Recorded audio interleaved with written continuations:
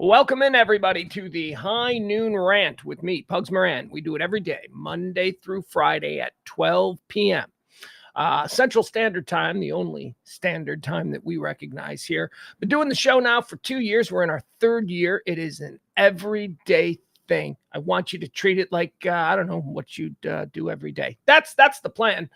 What do we do here? Well, every single show, which starts at high noon, and high noon, tongue in cheek. Sometimes it's 12:02, sometimes it's 12:15, whatever. It's, around that time we get started with the stream. What do we do here? Well, I spend all morning long compiling every bit of news that is pertinent to understanding what this day is all about. We go through the headlines. I watch all the morning shows, and then I make a list. And what I do is I compile a whole spreadsheet of all the things people are buzzing about, because ultimately, here's what I don't want for you. I don't want you to be out there, and I don't want somebody to, hey, did you hear about, right? And then you got to be like, no, I didn't hear about that. And then you got to sit and listen to them tell you about it. Ugh, it's better to have me tell you about it. I'll be quick. I'm going to tell you what's trending. I'm going to tell you what the headline is. I'm going to tell you what the person on Fox, MSNBC, or CNN is screaming about. I'm going to give you my hot take on it. Then we're going to move on. No politics. I don't care if you're red, blue, in the middle, green, plaid, whatever. Stop it with the stupid politics. Talk radio sucks on the radio now because of politics.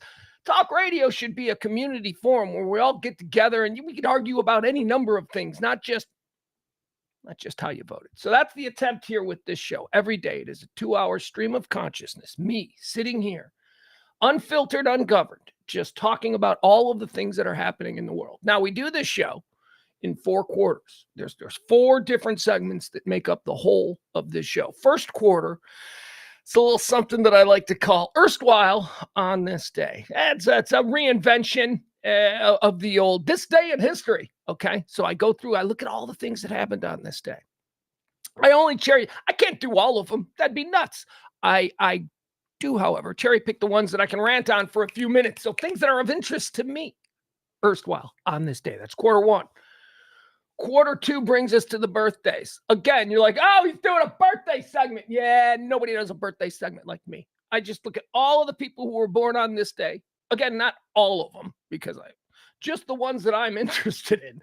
And I put together a little rant for them. So, and really what the birthday segment is about is, here's a person, they were born on this day. We all know who they are. Do we like them? That's kind of, and then we go through whether or not we like them or not. That's quarter 2. Quarter 3 brings us to the deads. I love the deads. These are the people who've passed away on this day. And what we do here is we open up their life's resume, and we, based upon our own understanding of the prerequisites for heaven and hell, we decide whether their life's resume sends them to heaven or hell. It's fun. We get to sit in judgment every day. That's the third quarter. Now brings us to the fourth quarter, the meat and potatoes of the show. Every day, fourth quarter, it's all the hot topics, the current events, the headlines, the Israels, the Irelands. What's Elon Musk getting into? Who has had sex assault charges filed against them today? We'll get to all that. That's the fourth quarter. It takes about 2 hours. And again, this is an uninterrupted stream of consciousness. I am an apex broadcaster of the highest order. I don't need commercial breaks. I don't need to stop down for traffic and weather. I don't need to go outside and take a smoke. 2 hours of just me and you.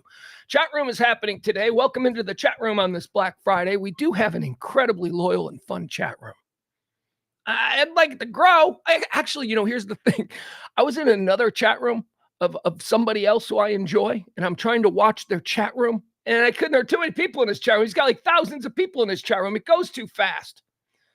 So although I would like there to be thousands of people in my chat room, I enjoy that we can all spend time. Right now, it's very, very It's very intimate, our chat room. April's here. Hi, April. April says, I'm so happy to be back home.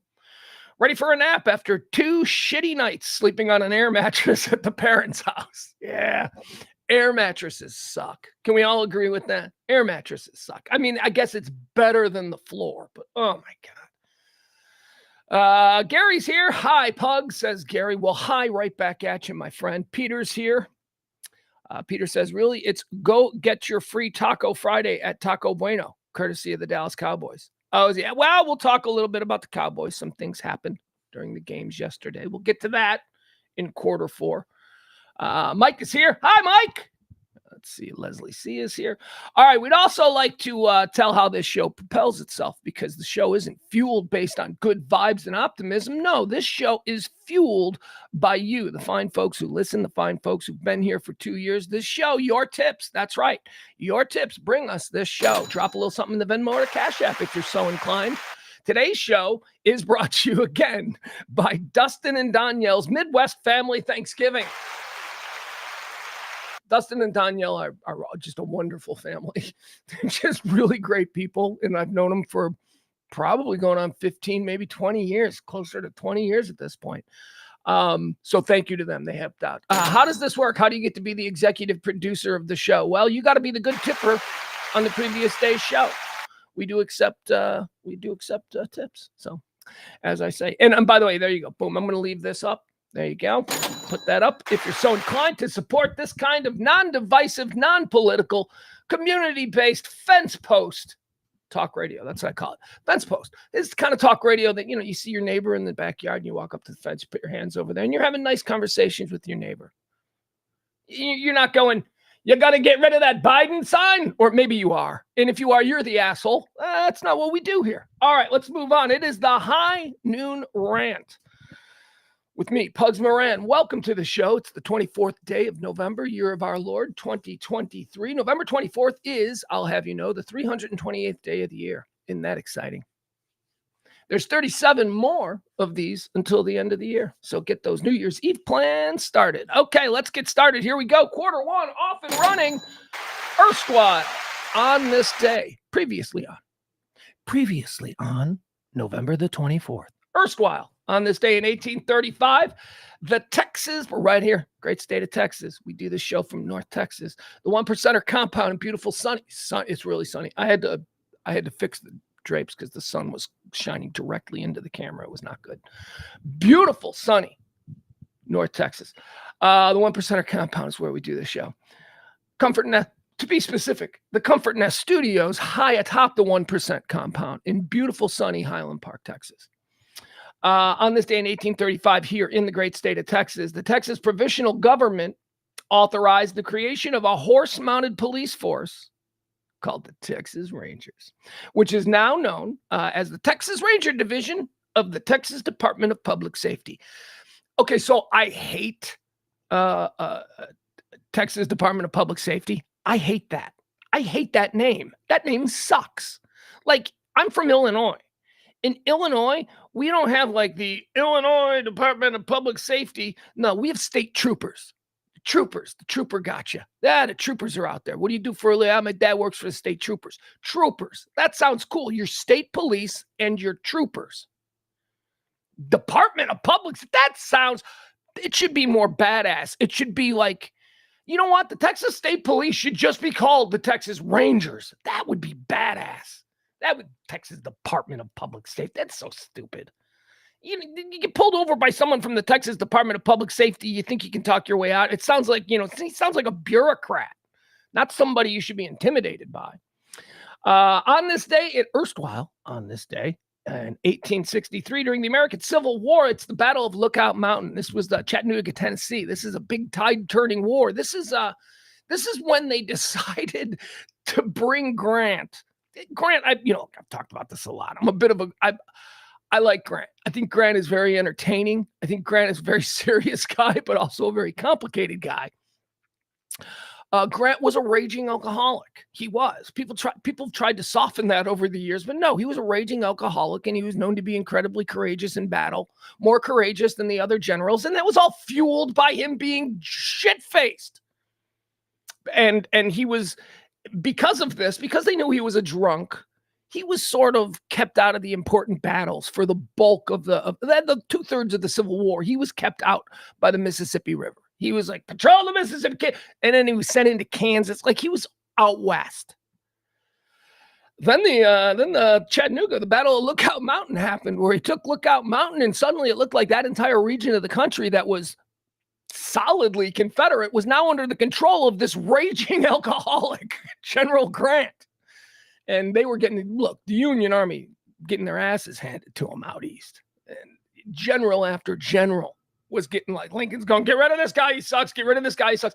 And then finally, somebody goes, Grant is like 10-0 in battles. He has been slaughtering everybody. Maybe we ought to bring him east. And finally, they brought him east. And it was all kind of started here, 1863, the Battle of Lookout Mountain, where they finally went, okay, maybe Grant's serious. Maybe we need to make this guy more important in the war. On this day, erstwhile in 1906, 13-6 victory by the Massilian Tigers over their rivals, the Canton Bulldogs. Canton Bulldogs, that's why Pro Football Hall of Fame's in Canton. The Canton Bulldogs for the Ohio League Championship leads to accusations that the championship series was fixed and results in the first major scandal in American professional sports. Hey, 1906. On this day, erstwhile, in 1922, 9 Irish Republican Army members are executed by an Irish Free State firing squad. Among them is author Erskine Childers. Erskine Childers, one of the great Irish novelists of the era, was murdered on this day in 1922 by a bunch of Irish Free State pussies. Excuse me. It's a very complicated situation. So you had the IRA, which is the Irish Republican Army. I'll put it to you this way. So Ireland's an island. It's a big island. As we know it now, that island's kind of cut in half, although 2/3 are my people and like 1/3 is the northern half. The Irish Republican Army, the IRA, says, screw the British. This is our island. We need to be one country. The Irish Free State, they're the ones during the Irish Revolution who went behind like Michael Collins and, dare I say his name, Liam Tobin, family member, descendant, probably.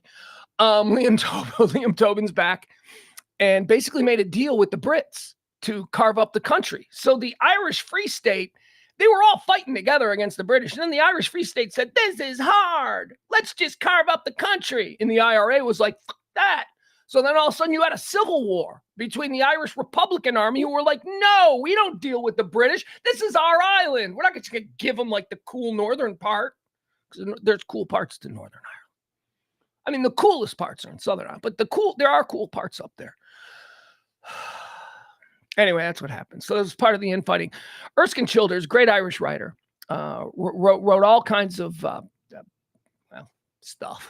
Just leave it at that. Moving on. Erstwhile, on this day in 1962, the influential British satirical television program, That Was the Week That Was, is first broadcast.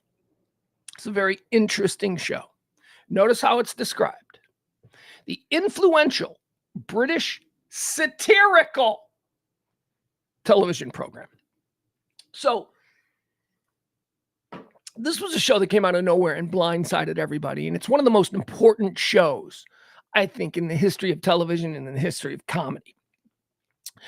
The show was hosted by, hold on, let me make sure. Because I want to make sure that I have.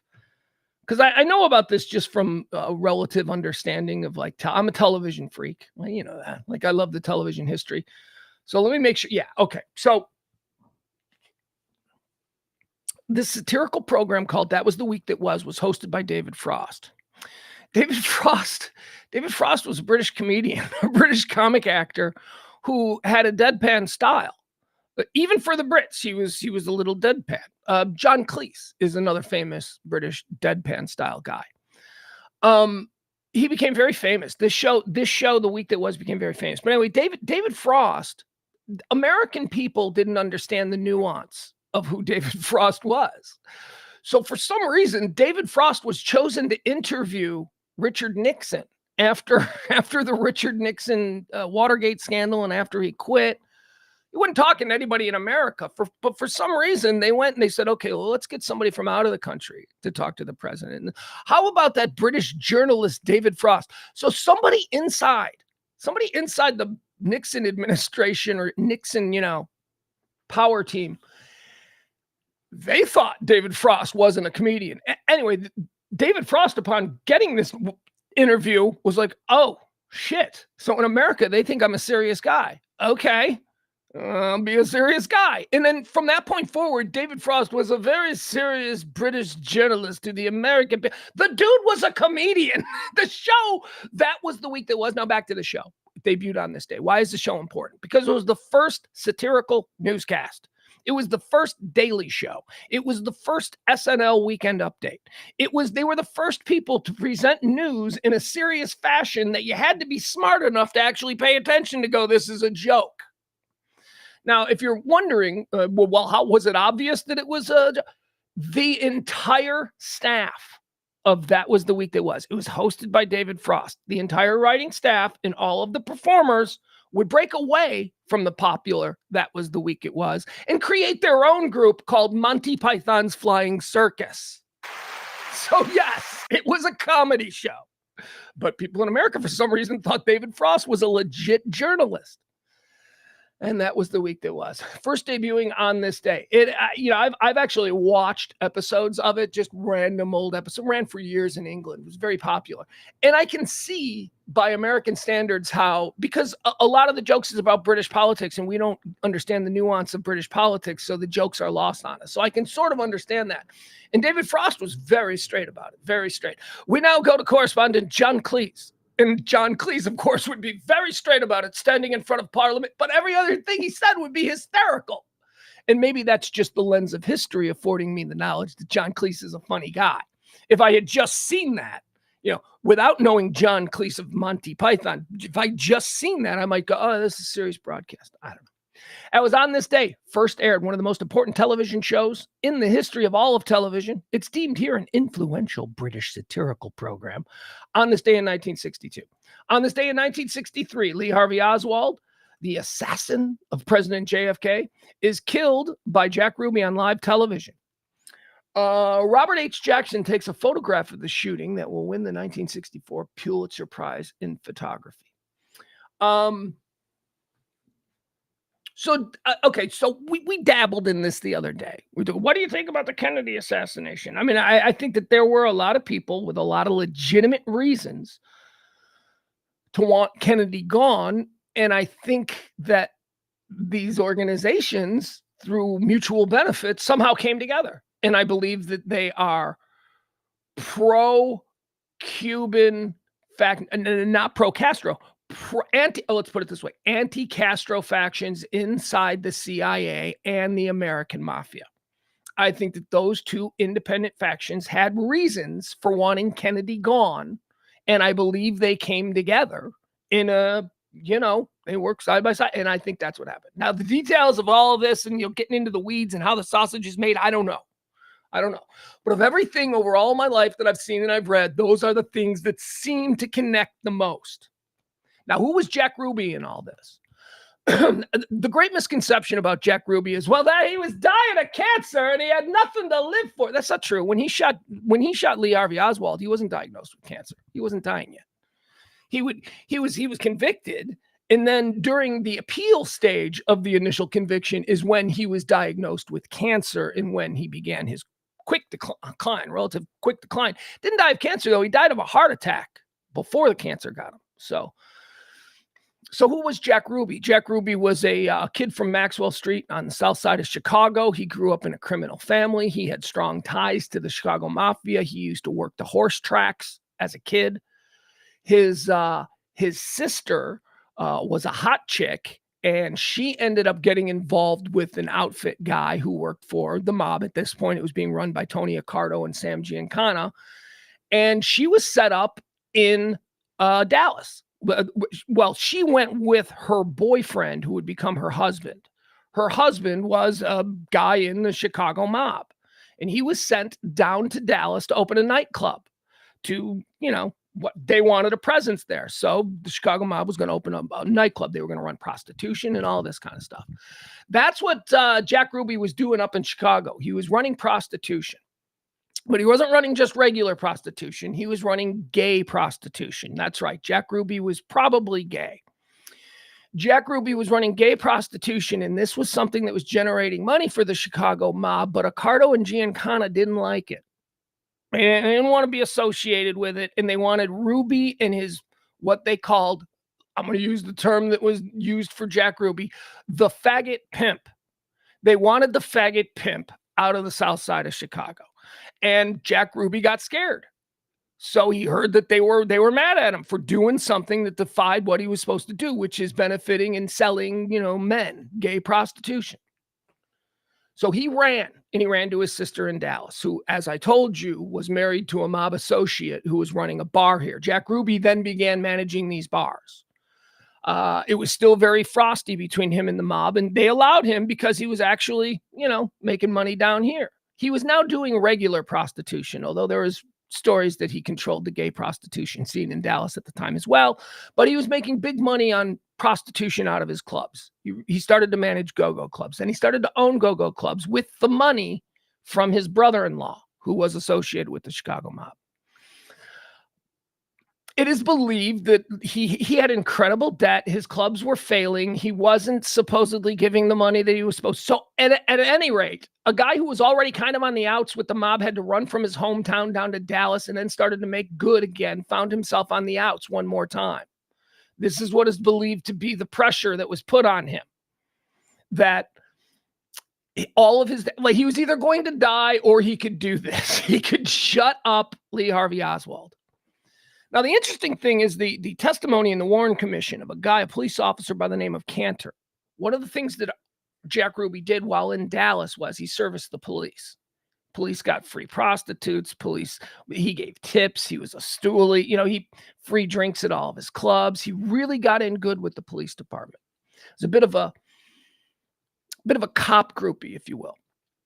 Now, he was doing this because he was, truly a bad guy. He was criminal. And he was doing this because he was seeking out corrupt cops. And, there was a lot of them back then. Back before everything was recorded, there were a lot of people who were willing to do things outside the limits of their profession just for a little extra scratch. You get away with it. So where were we? Anyway, Jack Ruby, Cantor told the Warren Commission. Cantor was a Dallas police officer. Cantor testified to the Warren Commission that Jack Ruby was at Parkland Hospital, that at 1:30 p.m. when Officer Cantor arrived at Parkland Hospital, this was just after JFK's body was brought in. So in the immediate minutes following, one of the first people that he encountered at Parkland who was already there was Jack Ruby.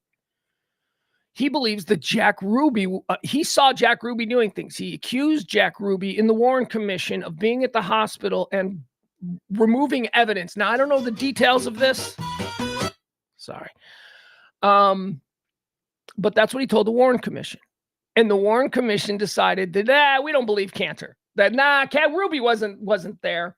So the official Warren Commission says that Jack Ruby wasn't at Parkland. A couple of years later, when the House and the Senate or whoever it was, one of these government things, they reopened it and they re-looked at it, they determined that Jack Ruby was there. They determined that the Warren Commission had no right. So what we know about all of this is just a bouillabaisse of misdirections, lies, falsehoods, things to make us think other things. He shot him alive. He acted alive, whatever it was. I don't know. But Jack Ruby, I believe, was killed on this day in 1963 by the Chicago mob because no, he didn't. He wasn't killed on this day. I'm sorry. Well, I believe that Jack Ruby killed Lee Harvey Oswald on this day at the behest of the Chicago mob because he owed them. And maybe he didn't know that he was sick. Maybe he didn't know that he had cancer. I don't know, but he wasn't diagnosed, and he wasn't suffering the effects of cancer when he did this or during his first trial. That was on this day in 1963. Oh, wait, here, I got this. This is about Cantor.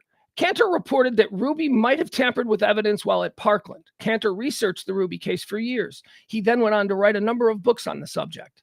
In Who is Jack Ruby, Cantor wrote, the mob was Ruby's, quote, friends, and Ruby could well have been paying off an IOU on the day that he was used to kill Lee Harvey Oswald. Remember, I have been used. This is what Ruby said. This is the other thing that Ruby said to Justice Warren when he was interviewed for the Warren Commission. Ruby's quote to Warren was, I have been used for a purpose. That was when the Warren Commission asked Ruby, why did you do this from his deathbed or wherever? He said, I have been used for a purpose. So for whatever that means. All right, that was on this day. Erstwhile, on this day in 1971, during a severe thunderstorm over Washington State, a hijacker calling himself Dan Cooper parachutes from a Northwest Orient Airlines plane with $200,000 in ransom money. He's never been found. D.B. Cooper. It was on this day. All right. Hey, I just got a phone call. I need to return a phone call, so we're going to have to take a quick break here on the show. It's not going to take long, I promise you, but I definitely need to check in on this. So I know I say it's an uninterrupted stream of consciousness unless phone calls that must be taken come in. So we're going to take a quick break. We'll be right back.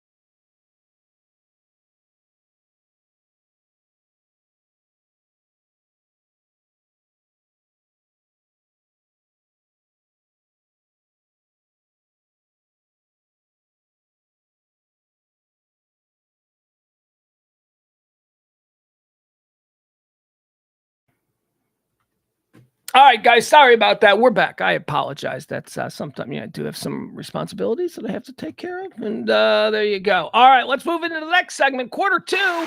They say it's their birthday. This is where we talk about people who are celebrating birthdays on this day. We open up their, we here's what we do. We decide they cool or not. Let's start off. 1784, born on this day. We only mention it because I feel like I got to mention like dudes who became president of the United States. But here's another one. Zachary Taylor. Man, what a spare this guy is, huh? Franklin Pierce yesterday, Zachary Taylor today. My God, it is lame President Week here on the High Noon Rant. All right, moving on. On this day in 1938, born unto the world, the Big O, Oscar Robertson, American basketball player, sportscaster. People don't remember the Big O. He's an old head basketball legend. Oscar Robertson, born on this day in 1938. Born on this day in 1938, Charles Starkweather. You guys know Charles Starkweather? Oh, he was like first-generation serial killer in this country. Charles Starkweather roamed the Midwest, Nebraska, all over the place, just killing people. 19 years old, just randomly killing people. I think he killed like 1 billion people. No, he killed, I don't know how many did Starkweather kill. I don't know, it doesn't matter. But put a pin in this because, a famous American spree killer born on this day, 1938. Born on this day in 1941. Here's a guy. This guy lived to a ripe old age, didn't he? Let's see. No, he's still alive. This dude is still alive. Born on this day in 1941. Oh, yeah. Well, they're going to make him sit in it for a while. This guy. Oh, this dude. Oh, this is the worst. And it wasn't even by his own hand. Like, I like to talk about McLean Stevenson. McLean Stevenson being the guy who made like the biggest career of all time. He's riding high on MASH. Could have gone on 10 years on MASH. Could have been the highest paid person on TV. But no, McLean Stevenson thought he was a movie star, so he told MASH to piss off. Goes off and launches a big movie career. And, that's 3 years later, he's on a canceled sitcom called Hello, Larry, while MASH is still like the #1 show in America. Big dummy. That's McLean Stevenson. This guy, the birthday boy today, he got fired. Ladies and gentlemen, happy birthday to the original drummer of the Beatles, Pete Best. Now, Stu Sutcliffe was another member of the Beatles before the Beatles became the Beatles. Like right before. Stu Sutcliffe quit the band. Stu was like, yeah, this is lame. And Stu Sutcliffe quit the Beatles. And then Stu Sutcliffe got to watch the Beatles become super huge, like only briefly, because Stu Sutcliffe at least died. Like Stu Sutcliffe didn't have to sit in his bad decision. Stu Sutcliffe decided to walk away from the Beatles because he wanted to be a serious artist.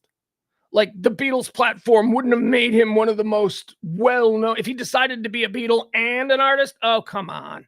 Anyway, bad mistake for Stu Sutcliffe. But it was his own decision. if you got to sit in your own decision, but no, he's the one that got taken away. He died very young. Pete Best got fired. Pete Best got fired because Ringo Starr had better connections. and also because Pete Best was cute. I think that was another problem. Pete Best was way too cute. They didn't like that. Drummer can't be the cutest guy in the band. So Pete Best got fired from the Beatles, and then he had to sit his whole life. He's still alive. He had to sit his whole life being the guy that got fired from the Beatles.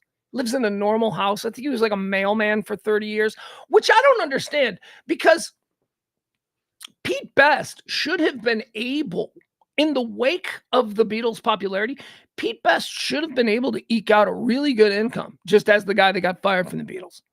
Whether it's, okay, so somebody, well, what could he have done? Okay, so 1963, the Beatles are the biggest thing in the world. You don't think he could walk into any of the British tabloid newspapers and go, I want to write a daily column about being in the Beatles and what I'm seeing? Could have done that. Then that could have turned into him becoming an actual columnist, but maybe he doesn't have that skill. Okay, so what else? So maybe he picks up a guitar. Well, he's a drummer. That's a problem. Whatever. He forms a band. He can get booked every Friday and Saturday night for like 20 years. Pete Best, the guy who left the Beatles. Now, he's not going to play stadiums, but dude, he's going to make money like a good working musician would make. He's not going to have problems booking. I'm just saying. I don't think Pete Best took advantage of all this stuff until like it was too late. Now he's old. Now what kind of money does Pete Best have? Let's look at Pete Best's net worth. What do you think Pete Best has?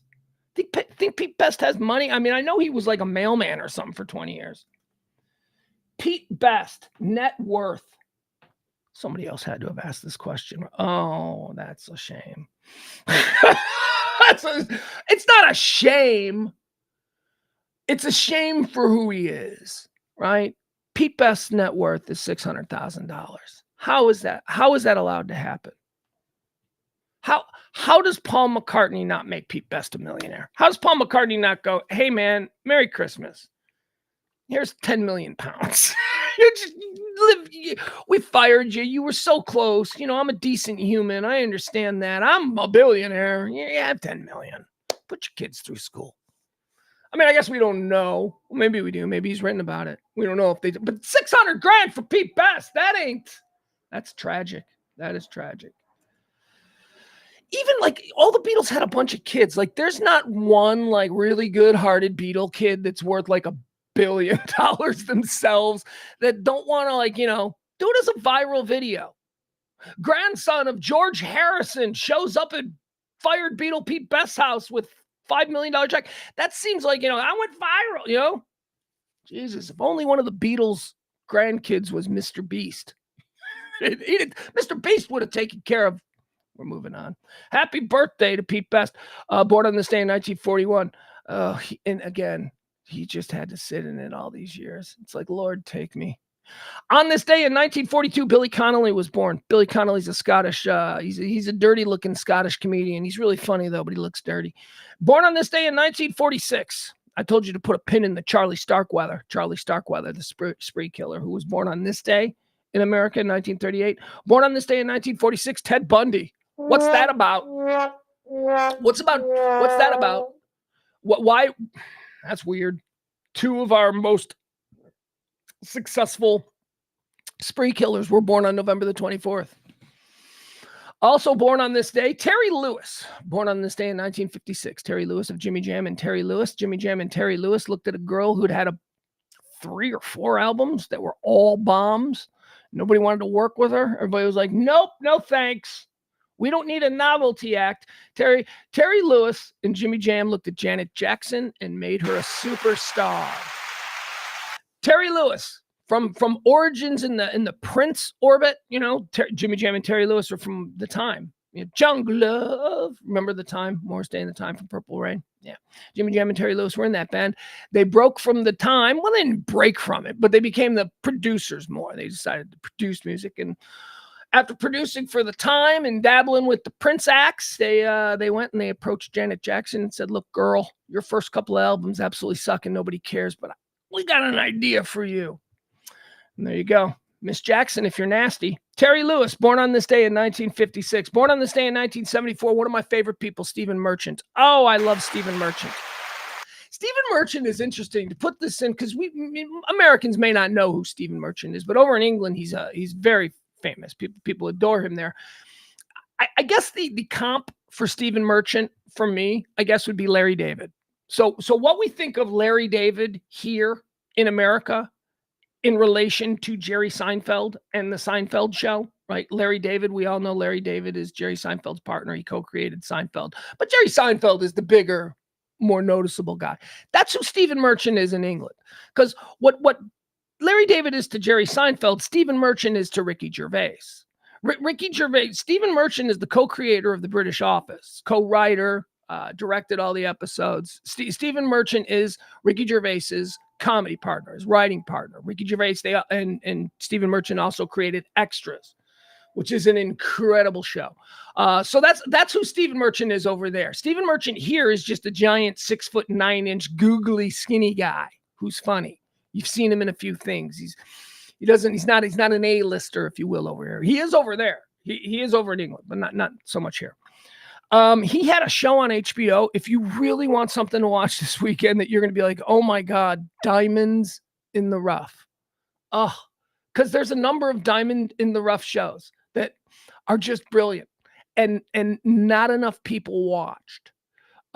So whoever their platforms were, Netflix or what, they decided, okay, well, we didn't get enough people interested in this. It doesn't mean that the show wasn't great. It just means that it wasn't discovered. Stephen Merchant had an HBO show, and I think it ran for 2 series, and absolutely nobody noticed it, but I did because I love Stephen Merchant. And it's one of the funniest sitcoms HBO has ever made. And yeah, I say that knowing HBO made Larry Sanders, knowing that HBO made Curb Your Enthusiasm. Yeah, Hello Ladies is a diamond in the rough. Hello Ladies. If you have Max, you can check it out. It's Stephen Merchant. He's the star of it. He plays a British, I think he's a coder. He's got some money. He lives in the Hollywood Hills, but he's alone and he doesn't know how to meet girls. And it's just about him as this weird, gangly British dude with some money, this weird, gangly British dude in Hollywood trying to meet a woman, trying to fall in love. And his catchphrase is very creepy. Hello, ladies. It's very creepy. Anyway, it's very funny. If you've ever wanted to see somebody ham-fistedly get shot down by beautiful models weekly, it's this show. Hello, Ladies. And it's so great. There's a heart to it. He's a brilliant writer, and he wrote it all. I mean, so the writing is just really good, but also on the surface, it's belly laugh funny. It's really funny. He's got a friend in a wheelchair, and his friend in the wheelchair uses the wheelchair to meet girls, and the friend in the wheelchair is like a super stud. And he's just using he's really in a wheelchair, but he's really using the wheelchair to get girls to sleep with him. And the funny part of it is that the dude in the wheelchair is an asshole. He's the biggest dick in the world. But because he's in a wheelchair, everybody's nice to him, but he's a dick. Hello, Ladies, HBO. Stephen Merchant, happy birthday. I love that guy. Born on this day in 1977, a guy I ran into on the street, and he was nice. I just said, hey, how are you? And he turned and he went, hey, how are you? And I go, I'm good. And we just walked away from each other. And that is happy birthday to the son, the good son of Tom Hanks, Colin Hanks. I was living in the Mosaic building in downtown Dallas when Colin Hanks was shooting a movie. I don't know, a movie. I think it was some cop movie or something. He was shooting something here, and they were shooting in Thanksgiving Plaza, which is right at the foot of the building that I lived in, which is a little park in central downtown Dallas. And they were using the coffee shop in the lobby of the Mosaic where I lived as sort of like a green room area. So the coffee shop was closed down and all of the celebrities were hanging out in the lobby of my building. And so I was walking down the sidewalk going to enter my building, and I saw Colin Hanks, and I knew who Colin Hanks was. He's an actor. I saw Colin Hanks walking right towards me. And as he walked by, I went, hey. And he turns to me and he goes, hey, in a real friendly way. And I go, all right. And we walked away. So it was like an acknowledgement. So based on that, I like Colin Hanks. He ain't the other one. Chet Hanks, that dude's a D-bag. Oh, my God. Source of endless viral embarrassment for his nice parents. Tom and Rita, they seem like nice parents. They don't deserve Chet. Colin is how you do it. Colin Hanks seems like a good dude. Born on this day in 1977. Colin Hanks, born on this day in 1982. How about some Fitzmagic? That's right, Ryan Fitzpatrick. Who doesn't love Ryan Fitzpatrick? All right, that's going to do it for birthdays. We're going to move into the deads now. This is where we take a look at people who died on this day. We open up their life's resume and we decide once and for all, heaven or hell. Jeff Ballard says, does Hank's son eat babies also, Byron? Yes, Byron. I would like to know whether or not babies are on the daily caloric intake of one Colin Hanks. Because I don't think so. I don't want to believe that. But Byron has me convinced that Tom and Rita died on baby's blood. So, and they seem very nice and normal. Maybe it's Chet. Maybe it's Chet, the obnoxious one who I want to beat with a shovel. Maybe it's Chet who's the normal one. And if that's the case, the Hanks suck. Move on to the deads. Let's talk about people who died on this day. First and foremost, let's put Lee Harvey Oswald directly to hell. I don't even know he's going to hell. Why? I don't know. He's a weirdo. Like, did he do it? Sure, he did some. Look, I don't know what's going on there. I just ham-fistedly kind of ran through what my thoughts are, disjointed as they were on the whole Kennedy assassination thing. He's going to hell, right? Aside from all of the Kennedy stuff, he was just a weird guy who did like weird things. All right, Lee Harvey Oswald, he's in hell. Why do we even have to think about that? Dead on this day in 1980, Hollywood iconic gangster actor George Raft. Why is George Raft interesting? George Raft was a big-time actor, boy. Like 1930s, 1940s, George Raft was a superstar. But George Raft had his career kind of pulled back. George Raft played a lot of gangsters. Like there's a lot of gangster movies were big coming out of Hollywood in the 30s and the 40s. They were all gangster movies. Then the Westerns took over. But before that, it was gangster movies. George Raft played gangsters exclusively. And he was good at it. And he was good at it because he was a real gangster. George Raft was a real member of one of New York's 5 families. I'm not sure. You can click on it and you can find out. But he was sent out to Hollywood basically, to be one of their muscle, because Hollywood was starting to create money, and the organized crime factions of this country saw it as an opportunity to some non-traditional income. So they send George Raft out there, and he becomes a movie star. He's playing these tough guys, and he was legit. He died on this day in 1980, and because of his true life story, George Raft is probably going to hell. Dead on this day in 1991, Freddie Mercury. We're putting him in heaven because we put him in heaven yesterday when we talked about, it was yesterday. Said the whole Freddie Mercury death thing, the timeline is, I don't know, it's foggy in my memory. Because yesterday we learned that it was yesterday that it was announced that he had HIV, and then boom, he was dead today. I don't remember it being that quick, right? But we put him in heaven. Freddie Mercury, he's okay. So here's why we put him in heaven, because he seemed like a good dude. Like people, like he wasn't like a prima donna asshole. He was weird and flamboyant and all that because he was up and a rock star, but he seemed like he was good hearted. Like he seemed like people legitimately in his universe legitimately seem to care and love him. And that says a lot, because a lot of times people in your personal universe, they're just there because they're being paid, right? They're being paid to love you and be loyal. But it seems like Freddie Mercury had a lot of people who said a lot of really good things about him that maybe weren't publicly known. Freddie Mercury, dead on this day in 1991. We're putting him in heaven. Dead on this day in 1991, also another rock star, second tier rock star, but still a rock star, died on this day with Freddie Mercury, and nobody cared. Eric Carr, drummer for Kiss. He replaced Peter Kiss. Peter Kiss is the drummer for Kiss for me. When I think about Kiss, I think about Peter. I don't think about Eric Carr, but he died on this day. I don't know where to put him. He was a rock star. He was in Kiss. He probably did some things. So let's just say he'd be more happy. He'd be happier in hell. So we're going to put him there. This one, you guys, this one sucks. This one, dead on this day in 2005. I didn't know this happened. I didn't know this person was dead. So here we go. I wake up putting the dead list together, and someone I like turns out to be dead. And I'm like, oh, they've been dead for 18 years. So I should probably find a way to get over it. But I didn't know. I didn't know that on this day in 2005 that Arnold, Mr. Miyagi, I didn't know Pat Morita was dead. I didn't know that. I thought he was just enjoying being an old man. I thought, you know what's crazy too? I think I watched a documentary about him. I think I've like recently seen, I must have eaten an edible before because I can never remember what I watch after I eat an edible. So I must have eaten an edible at some point in the past year and then watched the Pat Morita documentary and not known that he was dead because edible. Anyway, that sucks. He's going to heaven. He's Arnold. He's Arnold from Happy Days. I mean, I got no hate for El Del Vecchio. El Del Vecchio replaced Arnold. I don't really understand how that happened because Del Vecchio sounds like he's mobbed up. Did they force Arnold out? I don't know.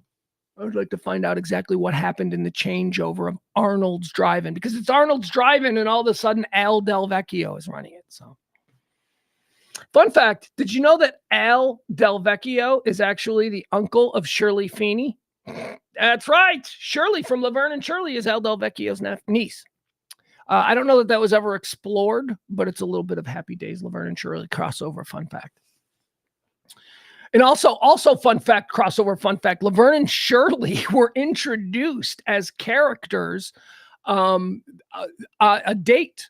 Did you remember the Laverne and Shirley Happy Days episode?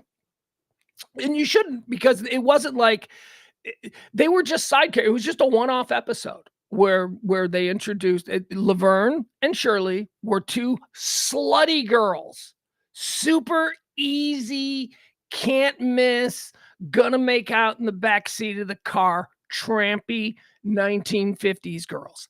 That's who they were. And Fonzie had a date with Laverne, but Laverne had brought her friend, Shirley. So Fonzie at the last minute needed to come up with another date for Shirley, because she was a third wheel. So he went and got Richie. So it was Shirley and Richie. And if you remember the scenes between Shirley Feeney and Richie Cunningham, Shirley was a whore. Like she was climbing all over him. And Laverne was banging. Well, we didn't know, but we were led to believe that, Fonzie and Laverne were doing what Fonzie and Laverne do. Anyway, my point is this. Laverne and Shirley were introduced to the Happy Days universe as whores, as like slutty, easy, trampy girls who worked at a brewery and lived in downtown Milwaukee. That's how they were. Slutty girls that, Fonzie was banging. Crazy. And then, Shirley Feeney was completely changed. Laverne always had the vo-de-o-do-do kind of edge to her, right? Laverne always had that kind of, but they toned it down for the Laverne. Shirley Feeney was reimagined completely. If you look at Shirley Feeney from Laverne and Shirley, and then you look at Shirley Feeney, the way she was introduced as Richie Cunningham's blind date, completely different. Why are we talking about that? Oh, because Pat Morita died, and we're putting Pat Morita in heaven. All right. Here we go, folks. Quarter 4 of today's show. Quarter 4 is all of the day's news, the events, the hot topics, the headlines, whatever it is people are talking about. We're going to run through them right here. We're going to do them without any political bias and very little information. So let's start off. Israel. We start off with Israel because Israel is how we're going to start off the show here until the foreseeable future anyway. What's happening in Israel? Big deal. The ceasefire is in effect, brokered by them good folks in Qatar. Good friends on the global stage. Qatar can always count on the Qataris, Qatarians. What I don't know what we call them. They're bad people. They're a pirate nation, and they're using this opportunity to just don't forget they're bad people. Yes, this is a good thing. This is they're stepping in and they're brokering a deal between Hamas and Israel, and we're in a ceasefire now. We're in a ceasefire. Israel has agreed to stop with the bombings of Gaza in exchange. They want some hostages, and Hamas has agreed to release and have already in the process 13 women and children. Now, for some reason, I don't know, I guess there's not a door in Gaza that leads right to Israel. So for some reason, this is like becoming a 150-mile trek. The hostages are being taken out of the Egyptian side of Gaza. Then they're being driven like down the length of Egypt before crossing into Israel like 100 miles south. It's great. I don't know why they're doing it, but whatever. There's not a door in Gaza that opens to Israel. I mean, it seems like there should be. There probably is, but for some reason they don't want directly from Gaza. I don't know. Maybe that's it. Maybe they're afraid of tricks, whatever. Frank says Qatar, friends of the Taliban, Iran, and Hamas, and home to the largest U.S. air base in the Middle East. Our good friends, Qatar, the Qataris. So that's what's happening with Israel. I don't have my TV in front of me because I expected to be off the air by 2:00 before the football starts. So I'm not watching. I don't know if something terrible has happened. You in the chat room would know. All I know is that's the deal. Israel and Hamas have the deal. A ceasefire, 5 days, 4 days, 4 days now, 4 days more. I guess it started at midnight, whatever. Ceasefire in exchange for these 13 hostages. Women and children, by the way. This is an interesting aspect of this thing. And look, I'm not trying to be unnecessarily provocative, but it is an interesting mental exercise to work through. It's the year 2023. Women and children are being released. Now, I think we can all agree children should absolutely be released. How about instead of just 13 women and children, how about just all the children? Why are women fragile? Are women more vulnerable than men? Can women not handle being a hostage to the extent? Here's my thing, and this is why I say it's an interesting mental exercise, because I'm being a bit of a devil's advocate right now. But there is some truth to it. Like, it's 2023. Why are women, does the lifeboat rule still apply? Because I've seen things where guys get yelled at for holding doors open for women. Why is that? How about instead of like a fully capable 30-year-old mother, how about instead of that, how about an 80-year-old man? How about old men, right?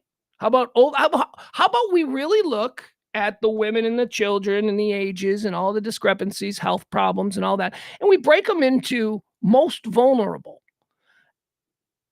If we're doing that, and that's what we should do, we should look to get the hostages who are most vulnerable.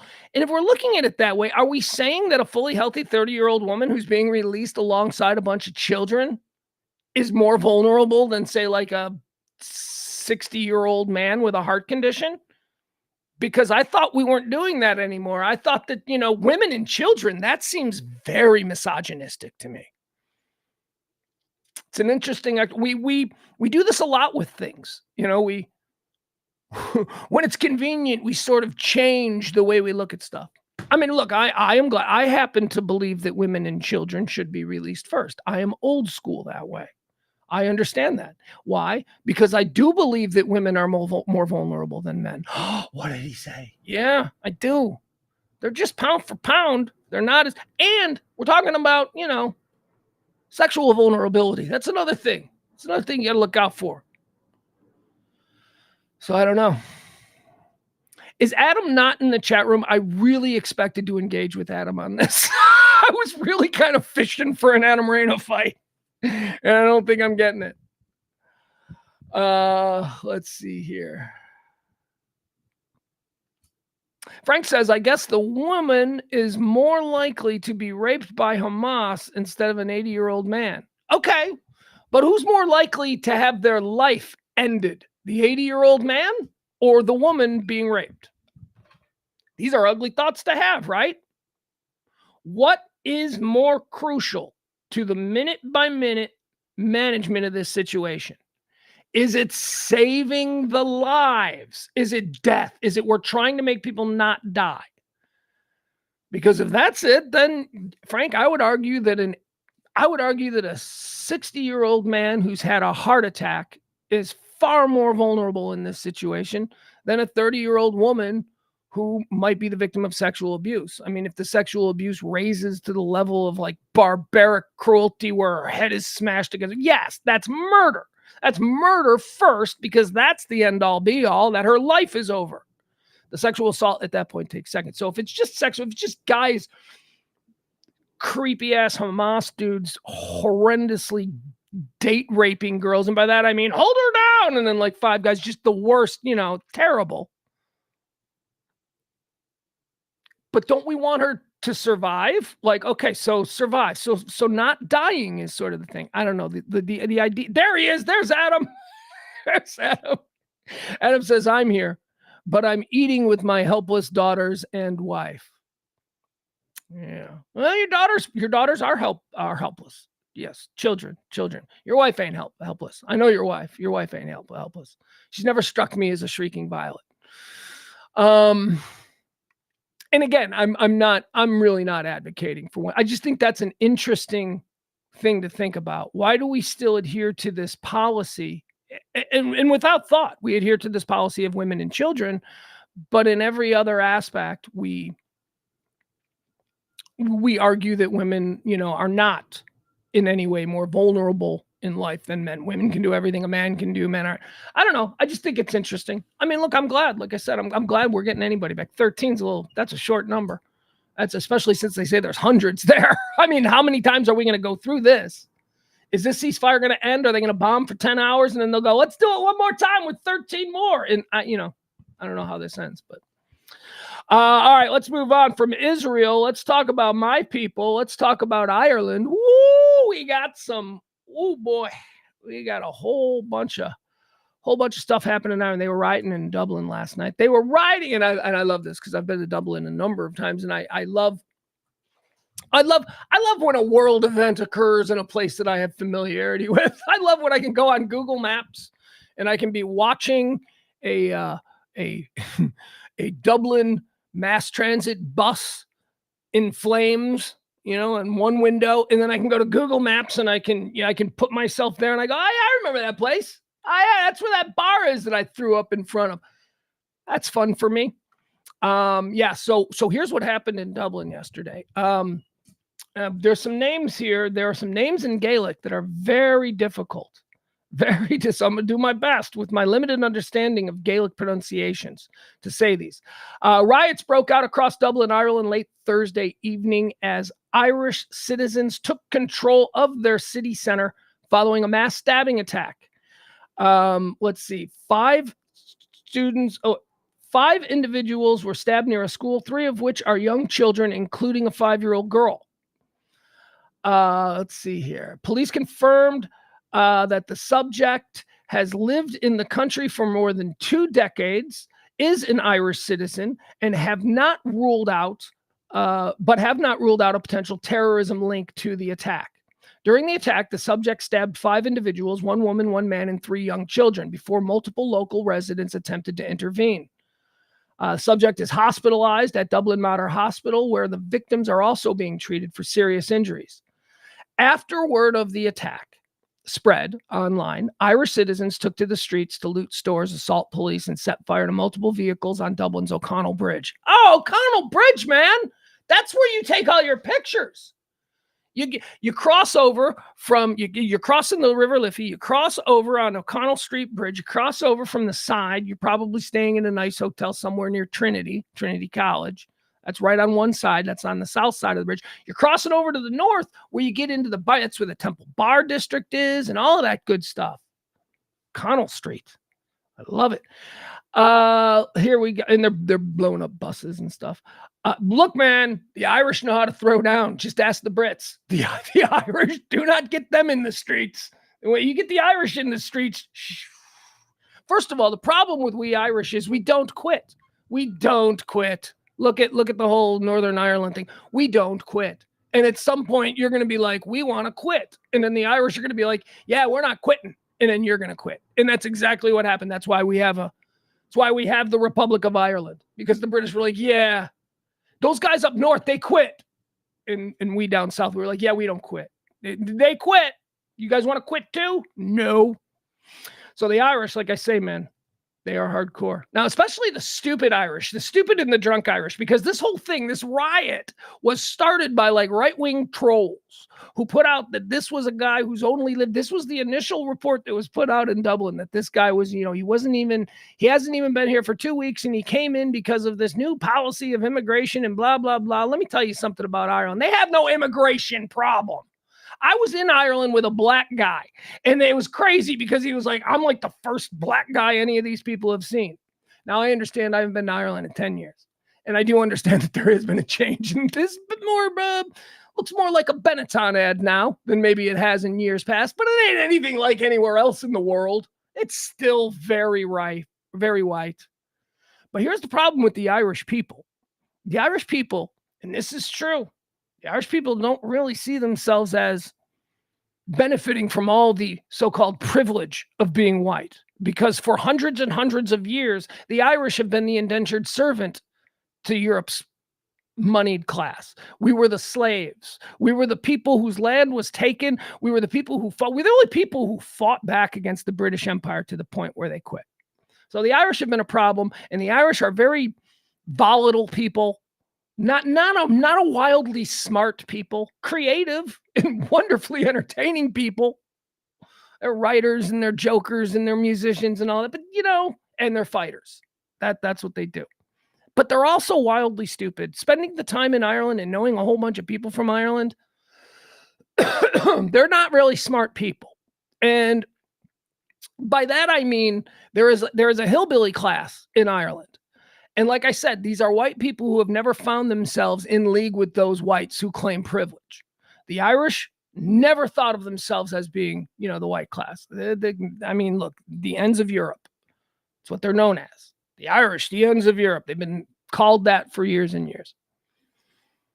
So these are the dumb Irish that reacted to, there's anti-immigration and all this kind of stuff. I don't know what the problem is in Ireland. But I do know that this was a lie that started on social media that said that this is a guy who had been in this country for 2 weeks and that he was an Albanian immigrant. And it turns out that this is a guy who is an Irish citizen who has lived here for 20 years, and he might just be a fucking lunatic.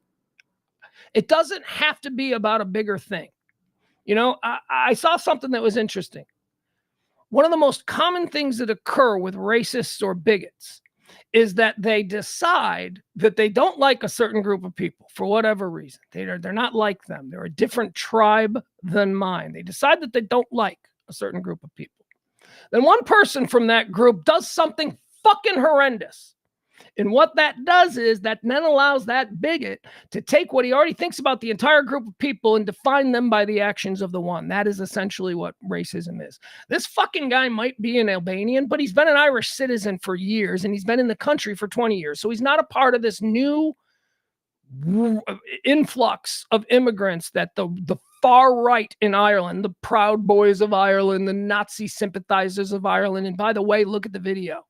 You see all kinds of spooky armbands and shit on these people. This was an organized mob that was mobilized over social media based on a lie, and they basically destroyed the tourist section of Dublin. Fucking idiots. Why did this guy decide to go on a stabbing spree? We don't know yet, but we'll find out. He survived. We'll find out if he's like one of these crazy Arab guys, and if he is, then it's a terror attack, and we need to deal with it. But you're burning down your own city. You're looting your own city. Bunch of dumb, shanty, Irish, crazy bigots stealing from their own stores on O'Connell Street. Come on. And by the way, be fucking consistent. If you look at a riot in South Central LA and you're appalled by what you see, you need to look at the way these Irish idiots acted yesterday and be absolutely appalled as well. Based on a lie on social media that's spread by wildfire among already organized groups. It was easy for them to mobilize, and they did it within hours. And they caused almost $1 billion worth of, that's what they're saying. Almost $1 billion. You know what $1 billion? How do you do $1 billion worth of damage? Well, here's how. Because a lot of these buildings are historic buildings. And some of the shit that's been burned there.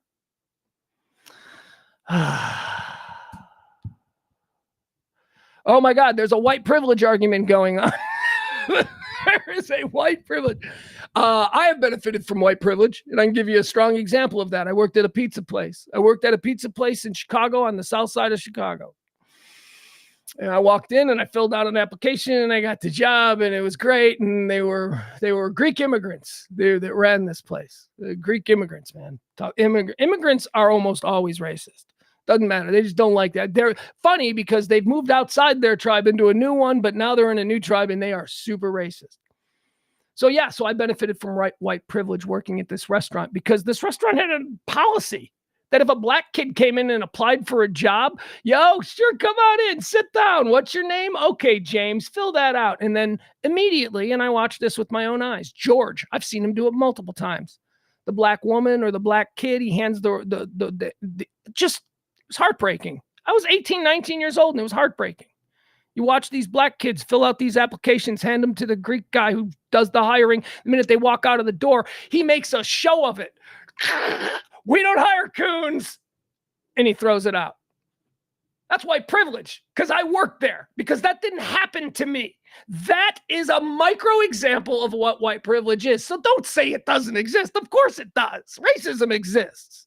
Whether or not you're the beneficiary of it, I don't know. I don't know anyone's individual life story. But I bet if you really took a look, you might go, oh, okay, so there's a situation. I got to do this because they don't allow black people to do this, or they don't allow women to do this, or whatever.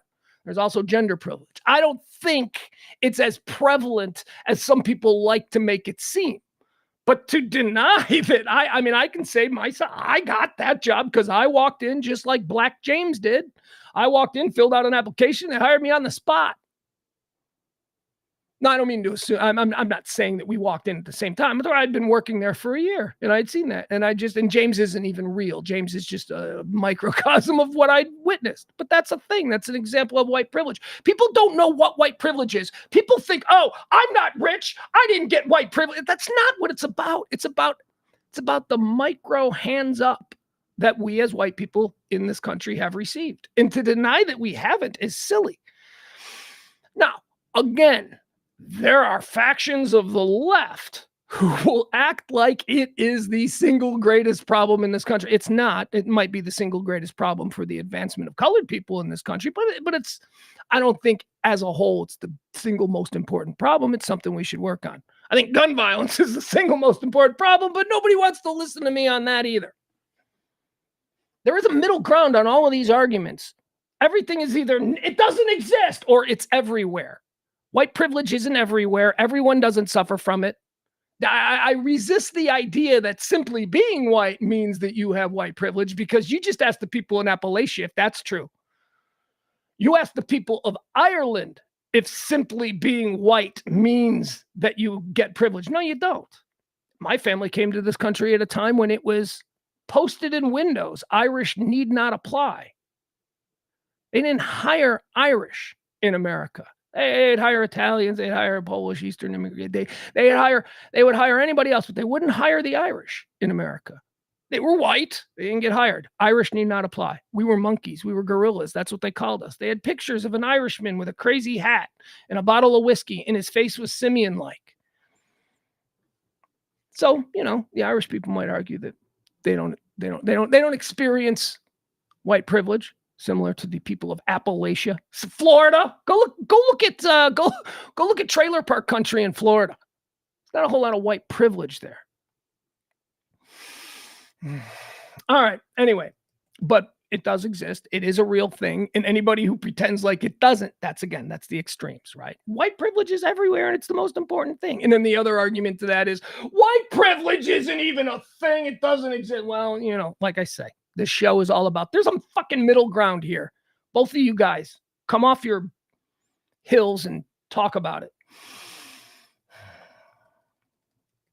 I'll never forget that place. Giordano's of Orland Park. Around about 1990, wouldn't hire black people. Nope, they sure wouldn't. We don't hire coons. Crumple it up, make a big show of it so that all the other races, no, we don't. Oh, God, I always felt so gross. I just always felt like that was bullshit. But I'm a 19-year-old kid. There's popular pizza restaurant. I was making like $150 a night on a Friday night. Cash free under the table. Because, they were also breaking those laws. It was all cash money under the table. It was great. I wasn't brave. I was a coward. I wasn't a man of principle as I am today. Although today I'd probably take $150, I could use $150 a night today too. Yeah, man, isn't that funny? Look at how money makes us compromise who we are or who we try to be. Moving on, Black Friday is happening. There's a big mall in New Jersey. There was a bomb threat. They had to evacuate it. There was no bomb because, as is the case with 100% of bomb threats, there's never a bomb. Never a bomb. Never a bomb, but we got to do it. We got to do it. Because what if the one time there is a bomb? But they never find a bomb. It reminds me, Best in Show. You ever seen Christopher Guest's Best in Show? Jeff Altman, who's a very funny comedian and comedic actor. He plays a hostage negotiator. His job is to talk people down when they're jumping. You know, like that guy, he's like, or not hostage, or a suicide negotiator. He works for the police. And his character is like just totally embittered. Like he just hates his job. And one of the things he says is, so I sit there and my job is that I got to talk the guy out of jumping. And let me tell you something. They always jump. It doesn't matter. They always jump. Like he's obviously bad at his job, but he doesn't see it as him being bad at his job. He sees it as them always jumping. He needs a little self-introspection. That character had looked in the mirror, he'd gone, you know what, I'm bitter and I'm jaded and I'm very filled with pessimism, and cynicism. Maybe I shouldn't be trying to talk people who feel the way I do out of ending it. So there you go. American Dream Mall. You ever heard of it? In New Jersey? It was evacuated. I never heard of it. Apparently, it is the second largest mall in the country. What would that be? Second to Mall of America? Is that still number one? It says the American Dream. That's the American Dream Mall. That's why I'm confused, because the next story is about the American Dream. Was this in the Wall Street Journal today? Yeah, Wall Street Journal today had a big story about people here on this Black Friday as we rush into the Christmas season. Everybody spending money, everybody cashing out. Woo, today, big Black Friday deals. Is that still a thing? Don't we all buy things online now? Hasn't Cyber Monday overtaken Black Friday? I mean, there's still going to be all the idiots. We're going to see that stuff, right? We're going to see all that. Anyway, the Wall Street Journal did a story about the American Dream. They did a poll on people and how they feel about the notion of the American Dream. And what is that notion? That notion is, well, the one that's been around, I've heard my whole life. Do what you're told. Work hard. All of those, it'll pay off. The American Dream, you can go from nothing, absolutely nothing. Yeah, my grandpa showed up here with a penny in his pocket. The American Dream is dead. If the American Dream was ever really a thing, I mean, there were always, throughout history, it doesn't matter. I do this with Wikipedia. I always go to the early life first. Any notable person on Wikipedia that I'm looking up, whether it's Thomas Edison or whoever it is, I'll click on early life. And 9 times out of 10, their parents have a Wikipedia page, which tells me their parents did something that had them pretty privileged in their time. There has always been a separation of class in this country. Don King, the biggest lioness, liar, con man in the history of con man, lioness, liars. Don King, of all people, made the saying, only in America. Oh, you can only do this in America. And I always thought, yeah, and about, 100 other civilized Western countries in the world. No, only in America. Get the fuck. There's a dude in Mexico who's one of the richest guys in the world. The second wealthiest person in the world, and sometimes the wealthiest person in the world, is a French dude. What do you know how many Russian billionaire olive? What do you mean only in America? Shut up, Don King. Anyway, the American Dream. The American Dream is alive and well. Oh, and by the way, this is accompanied by another story that says that the American Dream is no longer a thing because people from countries, the best people from other countries who are looking to start from the bottom and grow their business, become something, have what we long considered to be the American Dream, those people are not coming to America anymore. And, maybe you're okay with that. I'm a little bit concerned because that means, I don't know, a couple hundred years of that and worse. Norway, because we've got no interesting new blood flowing into our country. You know where they're going? Mexico is being seen as the land of opportunity by people all over the world. Mexico is experiencing what the United States experienced around the 1860s with our first major wave of immigration from Europe. Mexico. So, don't be sleeping on Mexico. There might be something in that tank already. All right, still to come. The American Dream, the proposition that anyone who works hard can get ahead, regardless of their background, has slipped out of reach in the minds of most Americans. Good, because it's propaganda. The system is not set up for the American Dream to thrive. That is just not how it works. We believe it works. And also, here's the important thing. And I questioned this when I was reading this study today. The American dream, it's a moving target. Like the American dream for me might be completely different than the American dream for you. I think my American dream is attainable. Like I currently have an American dream and it's attainable. And I've talked about it before. I know what my bag is. I get my bag. That's my dream. I don't continue to grind because now the ego's involved and the guy across the street makes more money than I do. That's not know what your bag is. Define your dream. If you define what your dream is, this country is still more than capable of getting you to a reasonable point of expectation. But if your American dream is to be Elon Musk, who's not even an American, mind you, if your American dream is to be Elon Musk, that's crazy. That's silly. Your American dream should be to put your kids through college, give them every opportunity that they can to be successful on their own in this world, and to build yourself a nest of comfort to your standards, not to what your fantasy standards are. Like, is your American dream having a car that's not making a weird noise and now you're stressed out because what's that going to be? $2,000 for a new transmission, right? Is your American dream to just have a car that's dependable and, that you enjoy maybe? Or is your American dream to have the best car on the block? Because that's stupid. Now you're being stupid. So let's get into this because I don't know what the parameters for this American dream. It's very vague. The American dream, the proposition that anyone who works hard can get ahead regardless of their background, has slipped out of the reach of most Americans. Only 36% of voters in a new Wall Street Journal survey said the American dream still holds true.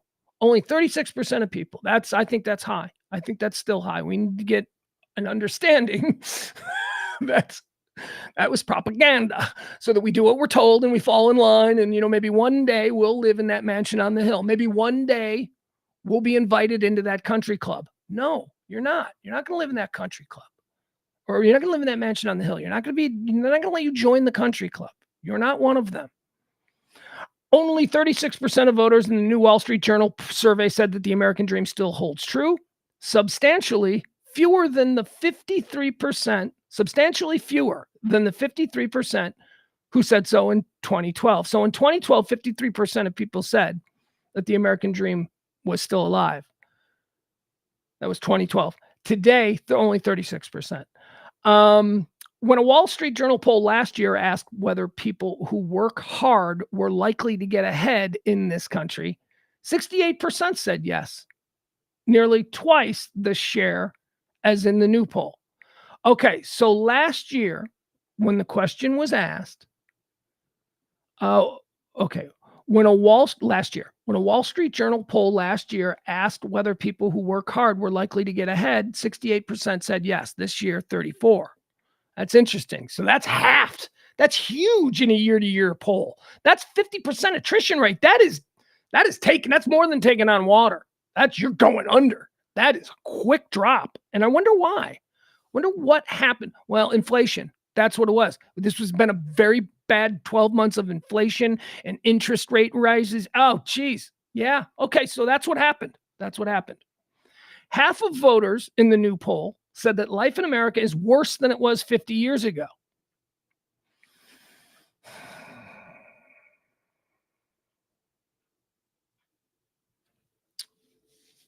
I don't believe that was weird. That was totally accidental. I don't know where that came from.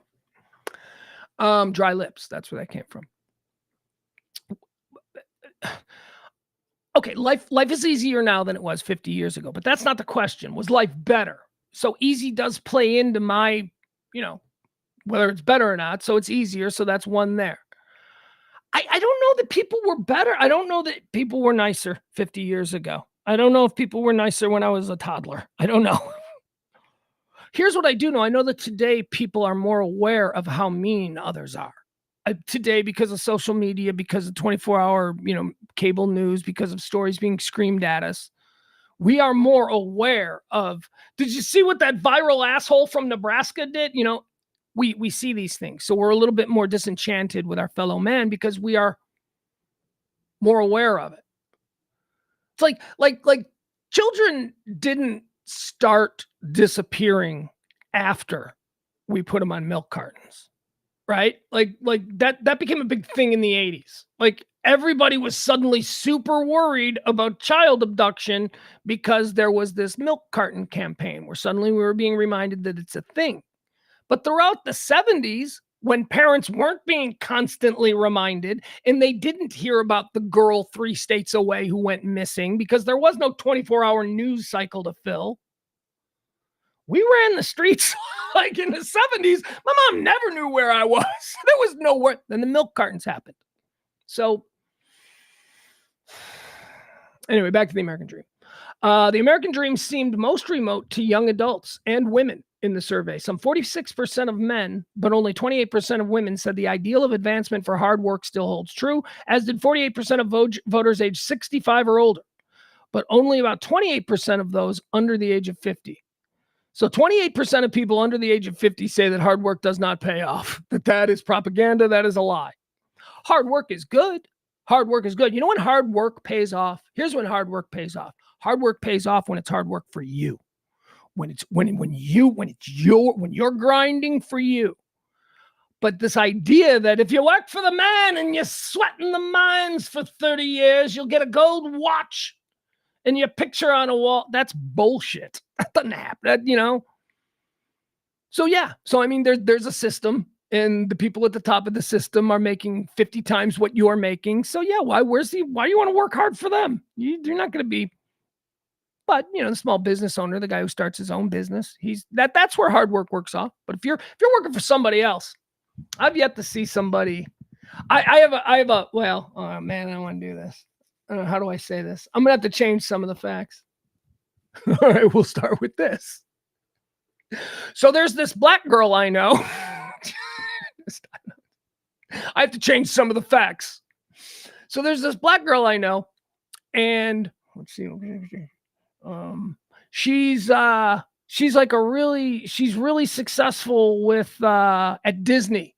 She works for Disney. She's like, man, she makes a lot of money. She makes a lot of money. And everybody's like, wow, that's cool how you climb the ranks of Disney, and it looks great because she started out, how did she get this internship? She got an internship there and she climbed the ranks, and now she's like a bigwig. She's an executive making millions of dollars a year. I mean, like, stock options are crazy. Yeah. Her uncle was like an executive before her. And again, I had to change uncle because it's a different family member. But still, her uncle was an executive there. She got the internship because of her uncle. She met the guy that promoted her. She got promoted really quickly. She met the guy that promoted her at her uncle's birthday party. She was already working with the company, and she was at her uncle's birthday party. And then this guy who would soon be her boss, look, so connections, right? Working hard. I love her. She is one of my newest friends. I'm trying to change details. She is one of my newest friends, but she got a big hand up. Her hard work, she's grinding. She crushed it there. I'm like, no, she didn't. She was basically given opportunities that other people weren't given simply because of who her mom's brother was. Did I change that right? Yeah, I did. I changed it right. All right. Anyway, the American dream is dead. Don't be fooled. Work hard for yourself. Work hard for yourself. That's it. We're going to become, nobody's hiring anybody anymore. Robots are going to be doing everything. They don't even need cab drivers anymore. We're going to have self-driving cars. Please. You got to come up with your own business. You got to come up with your own thing, figure out how to make enough money every day to get you through to the next thing, because the man ain't got your best interest. The Rainbow Crossing Bridge. Speaking of, here's some more people who crazy rich people doing crazy rich people thing. We got an update here on the Rainbow Crossing Bridge. That's the Canadian-U.S. border crossing there. On the night before Thanksgiving, we had a supercar, $300,000 Bentley burst into flames. Everybody went, but no, Fox News went with terror attack, and not a terror attack, but it is something weird going on here, because the details that we started to get about this, first of all, it's a $300,000 supercar. That's weird. That's interesting, you know? So if you're going to do a terror attack, you're probably not going to use a $300,000 supercar. That just seems like bad accounting. Bad project management right there. You couldn't have gone down to a car dealership and just bought like the biggest piece of shit that'll run for 10 miles and used that. Could have gotten that for like $1,000. Just drop $1,000. No, 300,000. So that didn't make sense to me. $300,000 supercar you're going to use for a terror attack? No. But it did blow up, but real good. They showed, we saw the video. This thing was, I don't know what was going on. It was two old people, not old people. Oh my God, they're my age. I just called them old people. I guess I am old. Two old people. They were going to a Kiss concert. The Kiss concert got canceled. So they were turning around and they were going, but Kiss concert got canceled because Paul Stanley got sick. They're crossing up to Canada. Somehow they got turned around. They decided they were just going to go to a casino. Now, I don't know how these details came out because these people didn't explain what they were doing, but these are all details being associated with the story. Maybe that's just what they think, that they were looking around for a casino or something, or a hotel to stay at. I don't know what it was. But all we know is that we see on this security camera, we see this white supercar Bentley just accelerate off in the distance, and it jumps in like a Dukes of Hazzard scene. It jumps in the air, and then we see a giant explosion, like a movie explosion. Like, cars aren't supposed to explode like that, so that's weird. It's like, why did that thing? But is that a thing with Bentley? Do Bentleys explode now? Is that something that we know? I don't know. I mean, maybe. I haven't seen a lot of Bentleys. There aren't a lot of Bentleys. First of all, there's just a handful of these cars on the planet, so we don't really know. It's not like we have this sample size of family of 4 killed when their Bentley exploded in Wisconsin. We don't have that. So I don't know. But immediately people thought terrorism. That car was packed because no way cars explode like that. So here's what we know now. We know that this is here, I'll give you it. The people involved have been revealed. They're a couple of 54-year-old, like almost billionaires. They're super rich. They own like lumber companies all across upstate New York. And again, inherited, I mean, this dude didn't build the lumber. It's like his grandpa started a lumber empire years ago, and so he's just a rich dude now. Because remember, working hard in the American dream and all that. Niagara Falls, New York. The two people killed when their car crashed into a border checkpoint in Niagara Falls and exploded in a fiery wreck were identified Friday as a Western New York husband and wife whose family owns a lumber empire and several hardware stores in the northern New York and Buffalo area. The Niagara Falls Police Department named the couple as Kurt Villani and Monica Villani, both of Grand Island, New York, a leafy Buffalo suburb close to the falls. Yeah, I imagine if you got property in, Buffalo, New York, and you're really close to Niagara Falls, I imagine that's a pretty nice view outside your kitchen window or whatever. Probably leafy, they describe it. They describe it as leafy. Online business records and company websites indicate that the victim's family owns Gee Lumber and 7 Ace Hardware locations in Buffalo. His family operating the business since the mid-1980s. We would like to extend our sincere gratitude to all the All right, I don't care about that. What do we know? Authorities have not yet released details on what exactly led to the couple's crash Wednesday at the Rainbow Bridge, where their car raced through an intersection, hit a low median, and then was launched through the air before slamming into a row of security booths and bursting into flames. The wreck prompted widespread concern on both sides of the border. Let's see here. Authorities investigated for several hours before the FBI's Buffalo office said it found no signs that the incident was a terror attack and turned the case over to local police to continue the investigation. The Niagara Falls Police Department has said the investigation will take time to complete, but given the complexity of the crash, the agency issued a statement Friday that named the victims but contained no other details. All right, so there you have it. So I don't know. You're wondering, hey, white people. They're like rich white people. Rich white people. All right. So how do we make that fit into our terrorism narrative? Could this dude be involved? Look, I don't want to say it. His last name. Dude's last name. Dude has a last name with a vowel at the end. There's a vowel at the end of his last name. Upstate New York. Buffalo.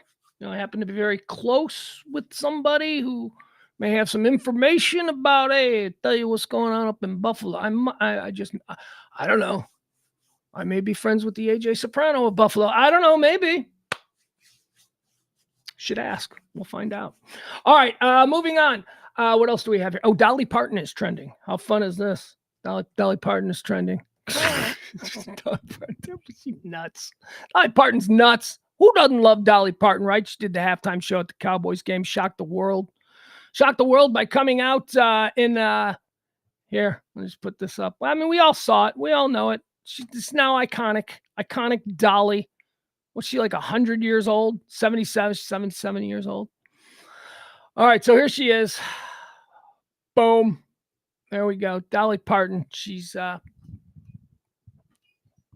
would look. So I watched it and I love Dolly. You know, I'm in the tank for Dolly. I love Dolly. Dolly can do no wrong. When Dolly came out in the Dallas Cowboys cheerleader outfit, I was like, oh wow. And then I was like, I had to spend a good 30 seconds in like suspended animation deciding whether or not, I approved or not. I just like every other man in America, when we were first confronted with that, because we know she's 77, but when we were first confronted with that, we were like, what am I seeing? Anyway, I wanted to ask my son, my 14-year-old, very open-minded son, who doesn't know anything about Dolly Parton. I'm sure he doesn't know anything. Why would he, right? So I wanted to ask him because he was there. He was at the game. And he had great seats. Oh my God, did he have great seats? Woo! That kid is living the life. He was on the 50-yard line right behind, like 10 rows right behind the Washington bench. He was on TV. Oh, he was on TV. Here, check this out.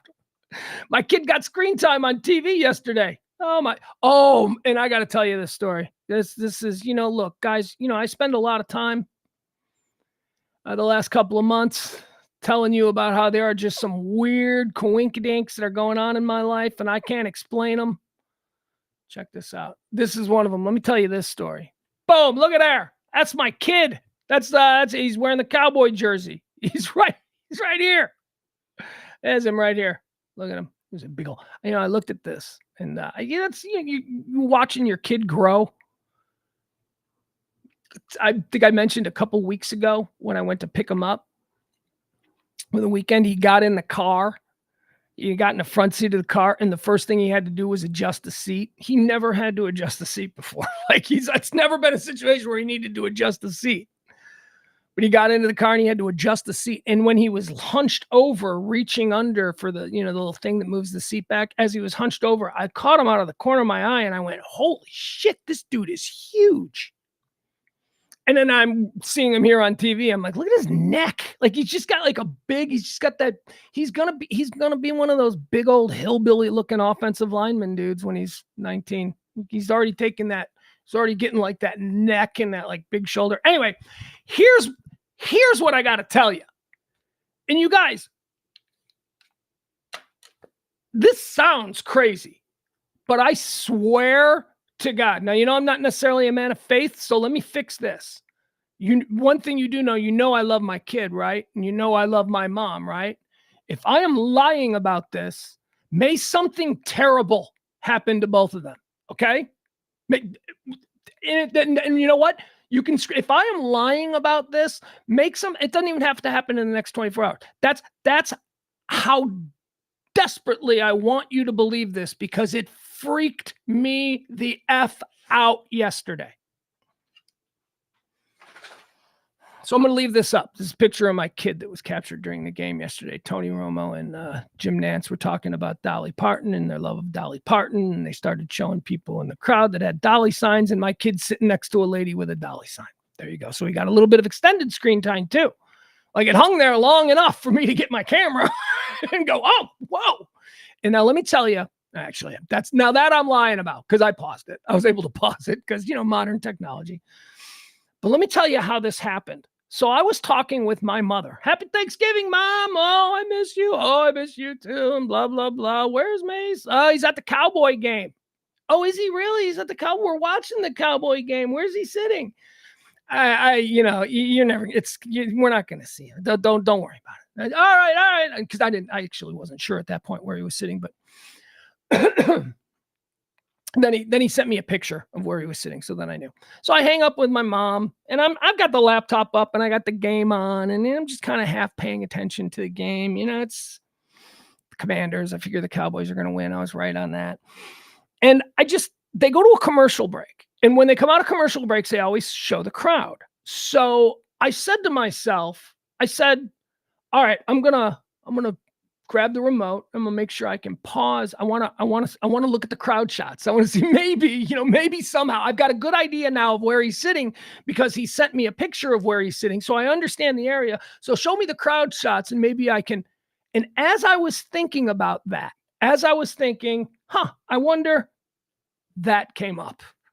And I looked up at there was a moment of total disbelief because I had been thinking in my head, well, maybe they'll show it. What are the chances? There's 100,000 people in there. What are the chances that we see this little ant in this sea of 100,000 people? And I said to myself, we're never going to see him. And then I'm like, oh, am I going to have to do this the whole game? Right. The very first one, they come back and I looked at it. Wasn't like I was watching. Oh, hey, that's my kid. It was not paying attention, looking up. Mason's on TV. Oh shit. That's what I swear to God. It was the craziest thing.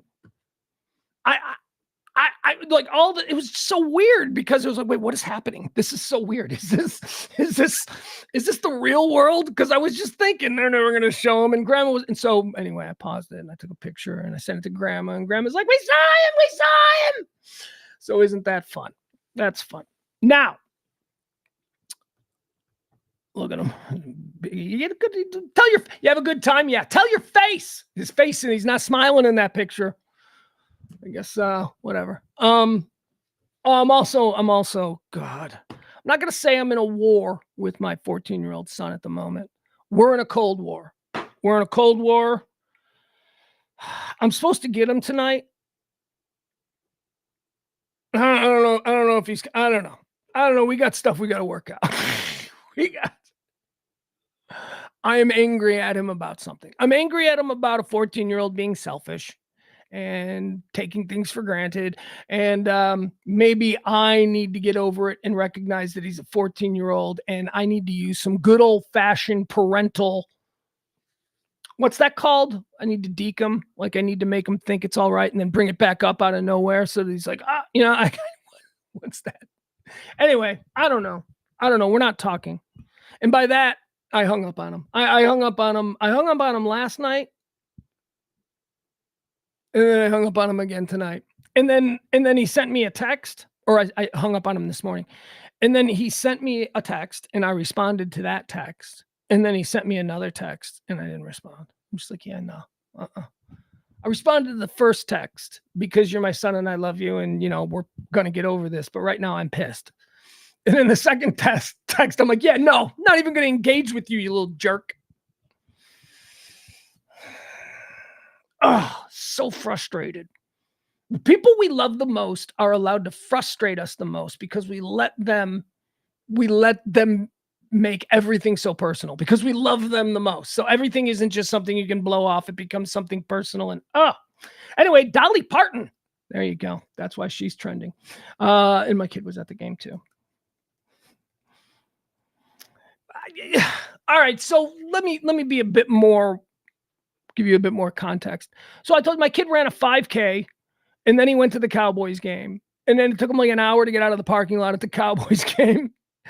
And by the time I I should say, by the time, we'd been texting and stuff all day, but by the time I got him on the phone, because I didn't want to bother him at the game and at the 5K and all that. So by the time I got him on the phone, he was in the car heading back from the game. And he was pissy. And he was in a bad mood. And he was tired.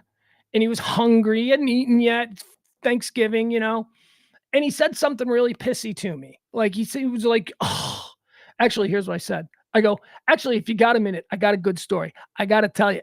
And as I said that, he goes, oh, actually, I don't have a minute. I ran a 5K this morning and I haven't eaten. And I go, oh, really? You don't have a minute? Click. And I hung up on him. And then we talked again this morning, and I hung up on him again. Am I being bad? Yeah. He's being a little. Come on, anybody who's had a 14-year-old knows what a teenage boy can be with their condescension, and they're just like pissy attitude about everything. Oh, I suppose that's a good idea. I'm like, ugh. Anyway, I love him, but we'll get over it. We are in a cold war right now. I don't know if he's coming here this weekend. We'll find out. And at some point I got to involve his mom, like, because his mom, if his mom thinks he's coming, I gotta talk to, right. I mean,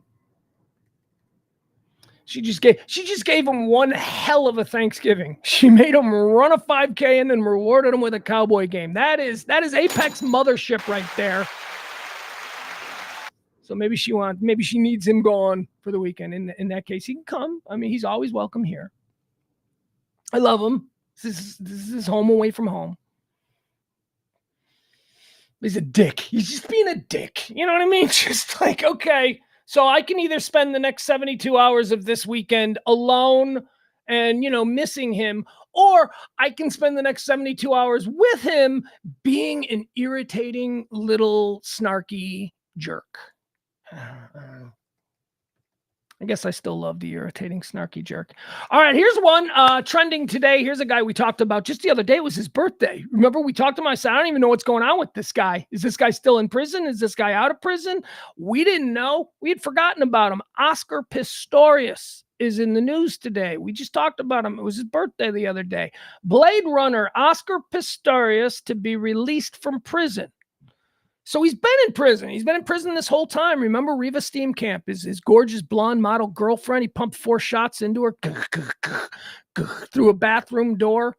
He said, I didn't know it was her. He fired 4 times. I looked into this just after we did this conversation the other day where it was his birthday, and I realized I don't know anything about what's going on with Oscar Pistorius. So anyway, he's getting out of prison. They're going to let him out. Apparently he's done. Oscar Pistorius, the former South African runner who competed in both the Olympics and the Paralympics, was ordered to be released from prison Friday, more than 10 years after he shot and killed his girlfriend, Riva Steenkamp. Pistorius is now set to be released from a South African prison on January 5th after the court confirmed that he'd served the necessary time to make him eligible. Pistorius had been sentenced to 13 years and 5 months back in 2016 for the murder of Steenkamp. All right, there you go. Blade Runner back in action. Hey, speaking of back in action, we need to mention this because this is another reason why, my son, he was in such a pissy mood and he wasn't appreciating anything. I'm like, dude, you were at a historic game. How awesome was that? Yeah, I know. Oh, really? Okay. You don't want to get excited with me about, you being at the game where Deron Bland broke the single season pick 6 record in the NFL? Yeah, it was cool, I guess. Oh, yeah, okay. Yeah. Cowboys' Deron Bland breaks the NFL single season pick 6 record with 5th of 2023. Bland has the most single season pick 6s in NFL history. And Jerry Jones is impressed. Now, let me tell you something about the pick 6. The pick 6 is the second most exciting play in football. The first, or is it the third? I don't know. Ooh, boy. Okay, well, what isn't being denied is that the single most thrilling play in football is the opening kickoff being returned for a touchdown. That's the opening. Game starts, guy catches it, goes 100 years. Better if he takes it from the end zone, but whatever. That's it. That's the, oh my God, that's the walk-off home run of football. Is second punt return? I don't know. Is second a good punt return or is it a pick 6? I don't know. The pick 6 is a great, great play. And he's done it more than anyone else, Deron Bland. This is all right. Here we go. Are you ready? You know how I love to just point out the myth that there is any such thing as an NFL or a football expert. There are people whose job it is to gather information, but those people don't sit on that information. They make that information public very quickly. So within, 45 minutes of Jay Glazer finding something out, we know that too. They watch football better than you. That is what they're trying to get you to buy into. That when they sit and watch the games, they know things because they played the games. Well, guess what? Most of us played the games. We understand it. You're telling me you don't had to have played at the NFL level to understand what is going on. As a matter of fact, there are some nerds out there who break down tape on YouTube who appear to know more, and they're like 15-year-old dorks. So stop it. You don't watch football better than me. Okay. Now, why do I bring this up? I mean, by me, I mean the royal we. I mean the royal we, all of us. You don't watch football. This is a construct that we have bought into, that these guys, well, he said this. Most of the time, these guys are out of town stupid. They really don't know about your team unless they're fans of your team or they're in the town where your team is. Local, guys that cover the team locally, those are the ones that are the experts on that team. But some dude who is in a studio in New York who has to speed watch all of the games based on the topics they're going to be talking about, he doesn't know the nuance of being able to speak about a team. I hate that. I hate the out-of-town stupid who just goes with. Point is this. There were 22 cornerbacks taken in the draft before Deron Bland. There were 22 that experts said had a better shot at being a professional football player than this stupid scrub from Fresno State. Oh, he goes to a bad college. He must not be any good. Let's take a guy out of Georgia with the third overall pick, a guy who never played in the NFL, or a guy who, the busts. I went down the list. I looked at the draft. The 21 other cornerbacks experts claimed were better than Deron Bland. Well, expertise, please. Now, here's something that is interesting, and this is a big play in this, and I have a friend who's a scout, and this is where this came from. I have another friend who's, well, I've talked about him before, but I can't talk about him now because, anyway. I've heard these stories. Why was he the 22nd player taken? Why was he a cornerback that someone in the 5th round, Dallas Cowboys, just went, yeah, why not? We'll give this guy a shot. Why did the experts not sing his praises or talk about him? Because he went to Fresno State, and the scouts and the coaches and the experts and all these people don't want to spend a weekend in Fresno State. That's why Caleb Williams is a generational quarterback. Caleb Williams is a generational quarterback. Are you fucking kidding me? Is he or is he not in the same generation of Trevor Lawrence? What are you talking about, generational quarterback? He plays at USC. Every scout, every pundit, every expert in the world wants to go out to USC and get treated like a rock star by that school's boosters. Like I always say, yeah, Caleb Williams is the generational can't miss #1 overall pick, because the guys who write that and say that about him, the first time they went and scouted him, they went to a house party at Snoop's after the game. Oh, yeah, he's great.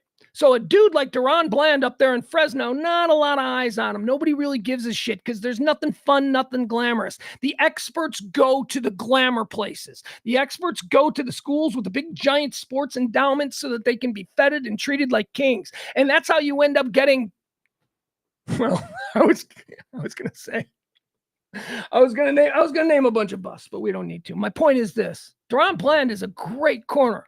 It's not just a nickel. He is a 3-down corner, not just a 1-down nickel.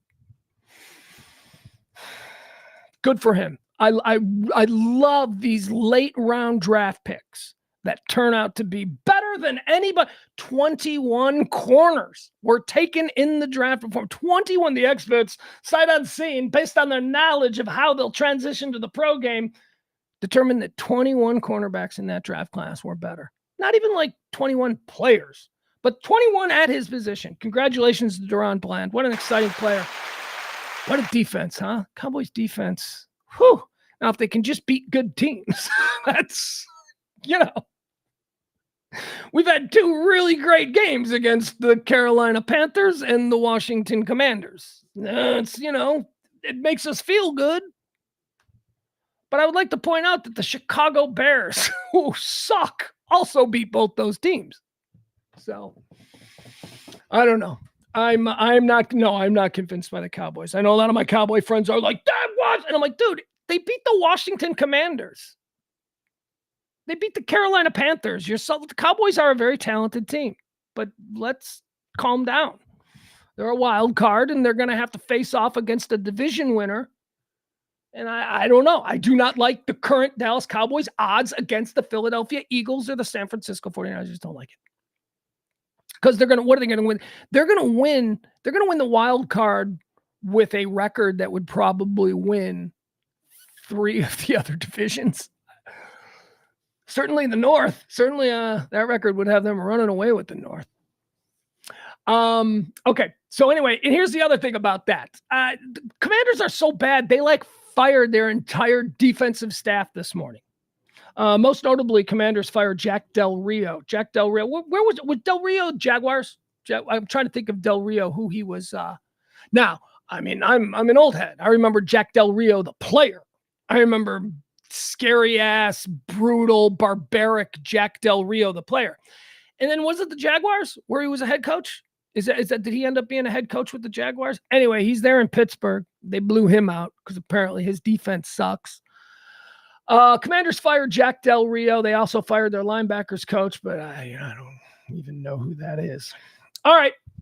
That's going to do it. That's going to do it with our football stuff.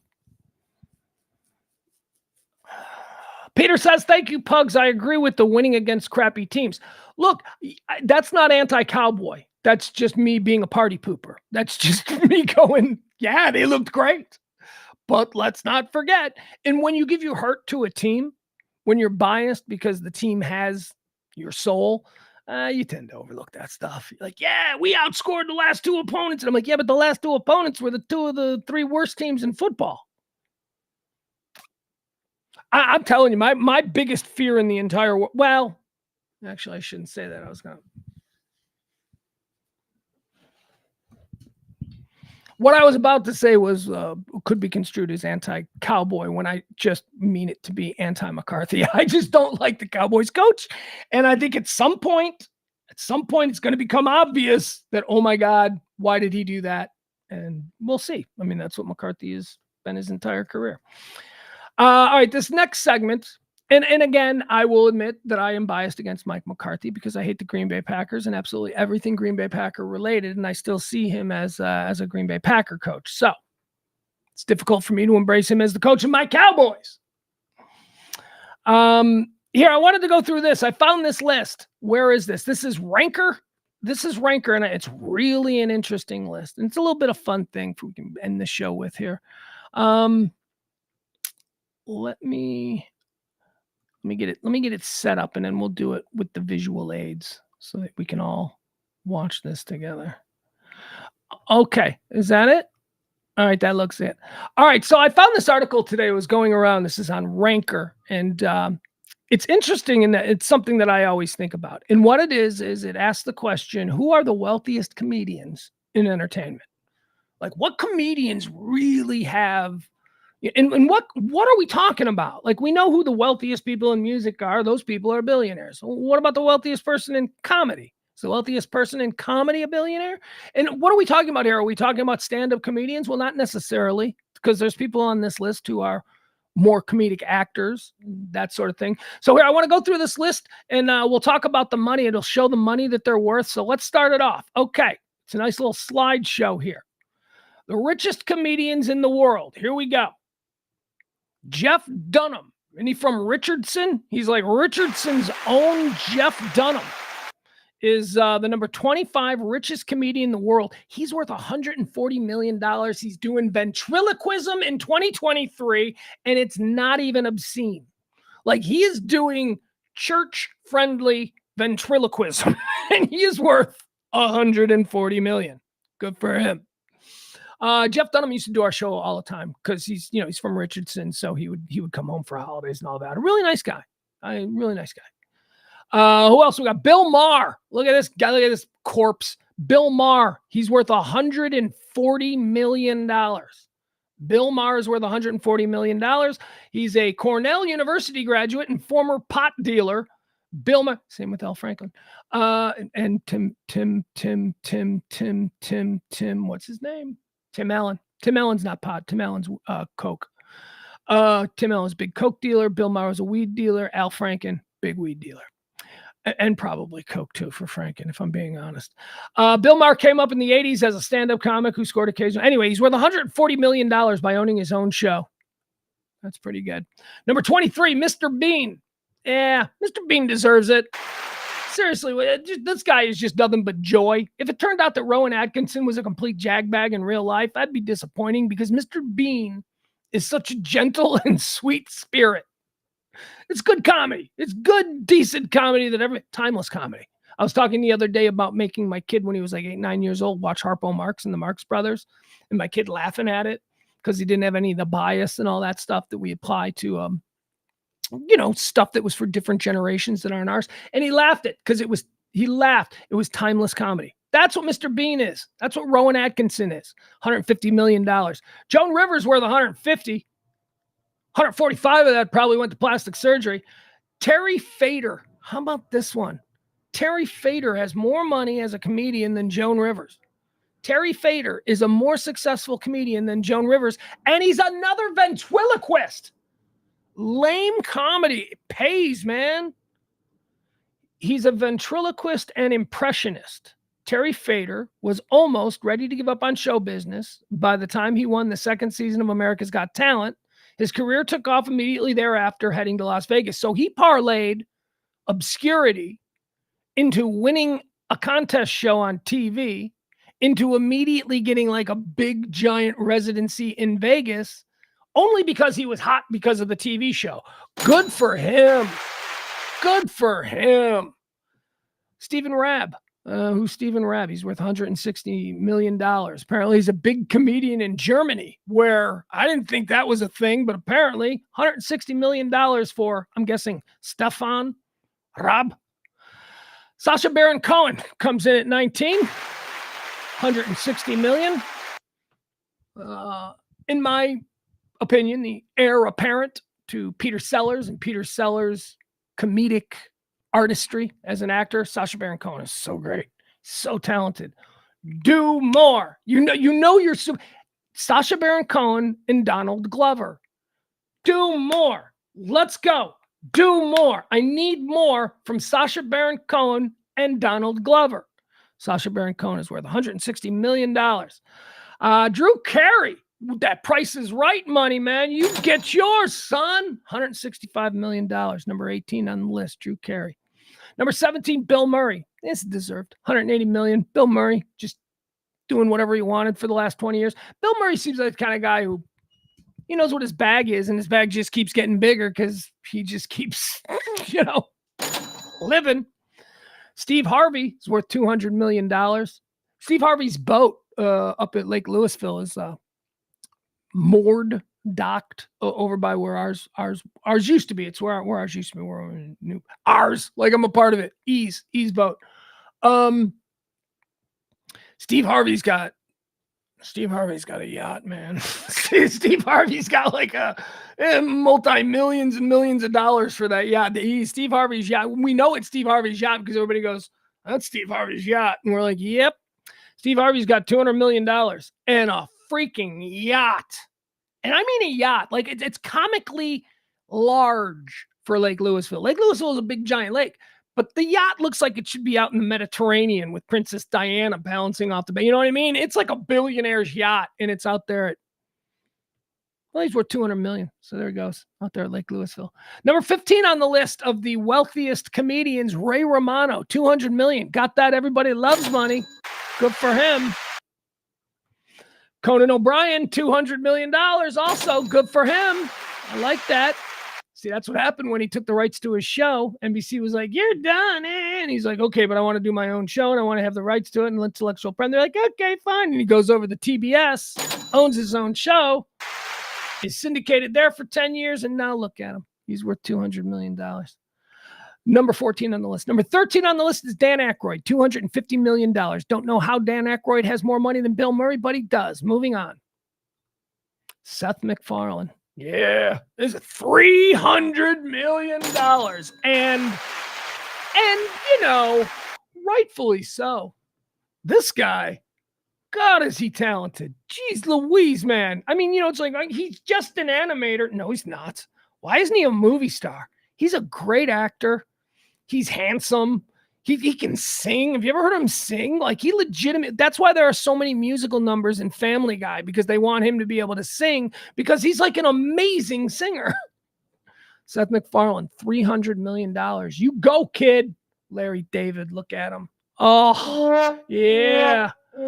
Love Larry David. $400 million. I love that number. I love knowing that number because it also informs, because I'm re-binging Curb Your Enthusiasm. Just, at dinner. I just pop it on at dinner. And knowing, like, okay, so I knew he had big Seinfeld money. Like, I knew we were talking hundreds of millions of dollars, but it just informs the way he lives his life. He's got that FU money. FU money, the amount of money that you have, when you reach a certain point with money where you can just say FU to anybody, because worst case scenario, you still have, all of this money. That's what Larry David's got. And that's sort of the fuel for Curb Your Enthusiasm. That is why, and as I pointed out about Curb Your Enthusiasm, people have it wrong. Curb Your Enthusiasm is not Larry going out into the world and committing all of these unforgivable social faux pas. That is not the show. The show is Larry going out into the world and confronting other people on the social faux pas that everyone else just lets slide. That's what the show is. And why is Larry like that? Because he's got $400 million. He doesn't care. Why'd you do, normal things that other people just let slide? Larry's got $400 million and nothing but time on his hands. And he's just out there calling people out on it. And I challenge you. If you think I'm wrong about this, watch a couple of episodes of Curb Your Enthusiasm and pay close attention to what the disagreements are about. If you look at it objectively, you will be like, well, Larry's right. I mean, he's handling it incorrectly. He's being a little bit direct, and he could stand to be a little less honest, but he's right. He's right about what he's calling this person out. And yet Larry looks like the a-hole.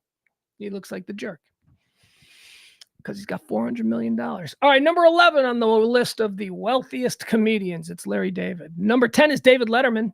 Tracks. He's tied $400 million. He's got $400 million. Larry David's got $400 million. That tracks. Adam Sandler, $440 million. Yeah, dude's been cranking out movies, and he's got his own movie company. What's his movie company? What's Adam Sandler's movie company? Happy Madison. That's what it is. It's Happy, because I always get it mixed up with Gary Sanchez. Gary Sanchez was Will Ferrell. Happy Madison is Adam Sandler. $440 million, man. Happy Madison production company is huge. I mean, they put out everything. Kevin Hart, number 8. He kind of came out of nowhere, right? I mean, I've never seen a Kevin Hart movie, and I've never seen a Kevin Hart stand-up. I have seen Kevin Hart endlessly interviewed in any number of one-on-ones. I've heard Kevin Hart give his entire life story on a podcast. And like I said, I've never seen a Kevin Hart movie. I have never heard Kevin Hart stand up. I've only heard Kevin Hart. And I love him. I love this guy. I should really watch a Kevin Hart movie. What a wonderful dude. What just like a really nice, he just seems he's so incredibly likable. You want to know how Kevin Hart has made $450 million in probably just the last 10 years? Being just really likable and just being a really good dude. Kevin Hart. Number 7, Jay Leno. You knew this guy was looming. You knew Jay Leno with his tireless work ethic. This dude plays Vegas every single night. And he's makes $1 million a night. I'm going to play Vegas 200 times this year at $1 million a clip. $450 million. They're saying Jay Leno is worth $450 million. A lot of money, right? Yeah, these guys aren't even billionaires. These guys aren't even. Ellen DeGeneres. She's got $500 million. That's from owning her own show. See, that's how Oprah showed everybody how to do it. You own your own show, then you be good at it. Then people want to see your show, and you self-syndicate. And that's what Harpo Productions did. Oprah. That's what Oprah did. That's why Oprah became a billionaire, because she did it first. You know who else did it? Wheel of Fortune. The King brothers who self-syndicated Wheel of Fortune. Oh my God. Crazy money. Ellen DeGeneres did that. $500 million. You don't think that she made $500 million for hosting a daytime talk show that women watch? No, when housewives and unemployed dudes watch. No. She made it from owning that show and putting that show in every city across America. She had to deal with, I know it was NBC stations, owner-operated stations she had to deal with. NBC's distribution. That's a good distribution wing right there. That's no word. You don't have to call on the phone and, hey, you want to put my show on? No, they're going to do it all for you. And that's why Ellen DeGeneres is number 6 wealthiest comedian of all time, $500 million. Now this is deserved. This guy's a genius. This guy's a genius. I don't think he's any more or less a genius than Seth MacFarlane. And I don't know how he ended up with $600 million. Trey Parker, one half of Trey Parker and Matt Stone. Where's Matt Stone? Trey Parker, who of course created with Matt Stone, South Park. What else did he do? Is that a Book of Mormon, right? Then he's got a big Broadway hit. Isn't that like a massive Broadway? I don't know what he did. Let's see what they say he did, that he's worth $600 million. Trey Parker was exploring controversial comedy as early as age 11 when he grossed out his schoolmates during a talent show. He fine-tuned those provocative instincts over time and co-created the animated series South Park, which debuted on Comedy Central in 1997. In 2021, he and Matt Stone signed a deal worth a reported $900 million with Paramount Plus streaming network. Well, that'll do it. That'll get you there. $600 million for Trey Parker. Who's this? Oh, okay. So this makes sense too. Matt Groening, right? Matt Groening is worth $600 million. Matt Groening is the creator of The Simpsons. You know what there hasn't been a lot of? There hasn't been a lot of Simpsons spinoff stuff. And you'd think that there would have been. The Simpsons has been on now for 30 years. Did it debut in the 80s? The late 80s? Early 90s, late 80s, 89, something like that. I don't know. It's been on forever. And you would think like that. Has there ever been a Simpsons spinoff? Because Family Guy's had a lot of spinoffs. There's been a number of Cleveland Show, American Dad. There's been a number of, other things. Matt Groening, did he ever make a movie? Like you look at Seth MacFarlane, who has half of what Matt Groening has. Seth MacFarlane has $300 million. Matt Groening has $600 million. Seth MacFarlane did Family Guy. Matt Groening did Simpsons. Seth MacFarlane also has movies. He has the Ted franchise. He has so why is he at Matt Groening doesn't have any movie franchise? I don't know. Moving on. Anyway, probably just longevity, maybe the worth, the value, the perceived value of The Simpsons goes up because it's been around for so long and it's so timelessly classic. Number 3, here you go, Matt Stone. Oh my God, Matt Stone, who is the partner of Trey Parker. Matt Stone's got $700 million. Trey Parker has $600 million. Trey Parker, $600 million. Matt Stone, $700 million. I wonder how that worked out. How did Matt Stone of Parker Stone, how did he 100? Here's what's crazy too. When you're talking about that level of money, it's like nothing. It's $100 million difference. It is an entire, I don't know who was the first guy we mentioned. Somebody who was worth $100 million. That's crazy. I don't know why Matt Stone. All right, so we're in the big 3. This is the big 3 wealthiest comedians. That's how this is one, but it's really comedic creators and all that. Matt Stone of Matt Stone, Trey Parker, South Park is number 3. The big 3 is worth $700 million. This one is the one I was waiting on. This one I wanted to talk about. $800 million is what Byron Allen is worth.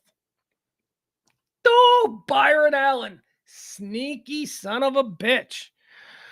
Byron Allen was a kid. He was a kid comedian. He's a grinder his whole life, man. He was like the youngest person ever to do stand-up comedy on the Tonight Show. So he was like 17 or 18 years old when Johnny tapped him to come on the Tonight Show, and he did this wholesome 17-year-old comedy. He sucked. He was really lame. I mean, I remember seeing Byron Allen throughout the late 70s and the 80s, and I was like, this guy is a lame comic. What is going on? This guy is so not interesting. Polished, real professional, but I'm like, this guy's kind of corny. He then was on Real People. They mainstreamed him on Real People. Real People was a popular TV show on NBC, and Byron Allen became one of the correspondents. And so then I started to go, okay, so now he's cool, though, because he's on Real People, and that's a cool show. But he disappeared after that.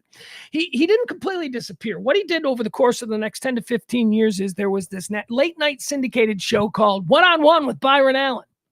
And it was always like it would be on after Saturday Night Live or after the show that was on after Saturday Night Live. So it would be on at like 1 o'clock in the morning on like, NBC. And it was Byron Allen, this guy who you were like, isn't that lame comedian from like 10 years ago whose career went nowhere? And it was Byron Allen sitting down talking, always with somebody who was interesting. He had the best guests. He had legitimate baller guests. And so this show, I think it was One-on-One or whatever it was called with Byron Allen. It was a thing, and it ran for 20 years, and it became a joke. And people would, like, if you were bad at comedy, be like, well, aren't you a Byron Allen, right? It became a joke. What Byron Allen was doing, and I talked about that stupid show that was syndicated late at night. That stupid show that was syndicated late at night was just the first show in his production company, Entertainment Studios. Started a little company called Entertainment Studios. Byron Allen, 100% ownership of it. Started out with that stupid show that we all saw and took for granted.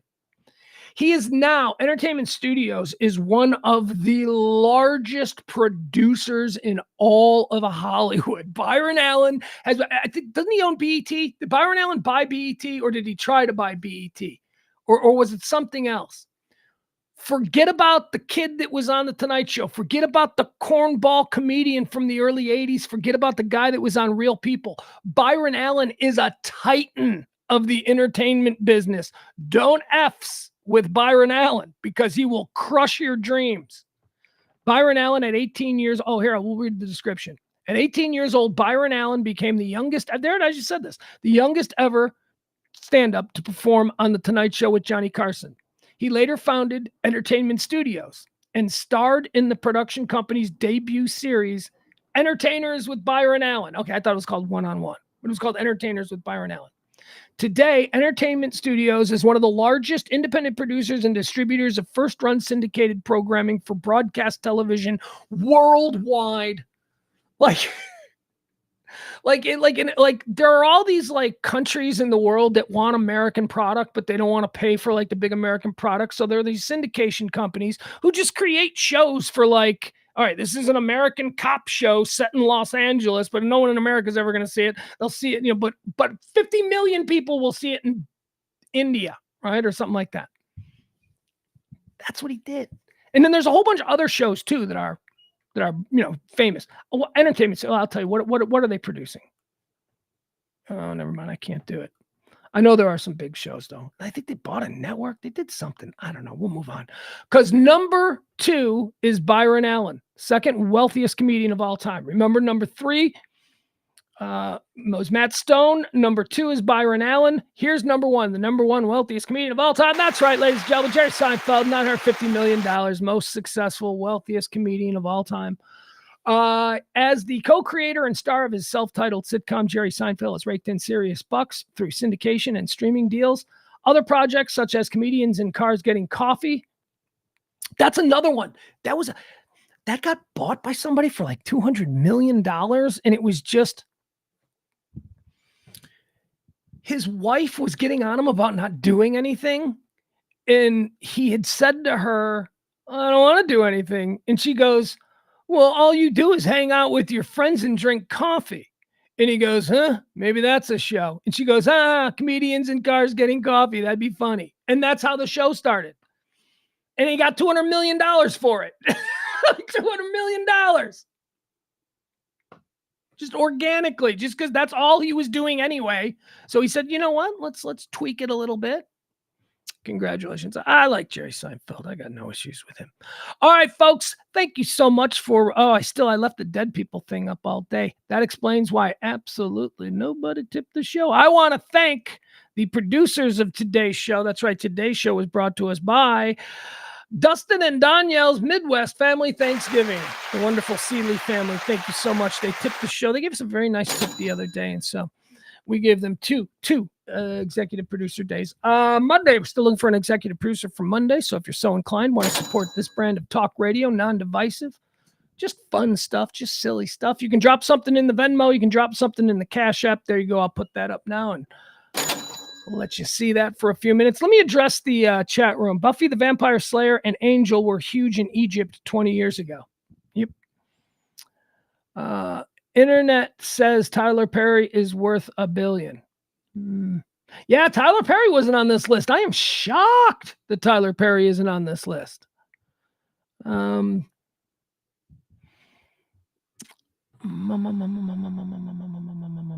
me address some of these. Sorry, I didn't have the chat up on my end. So now.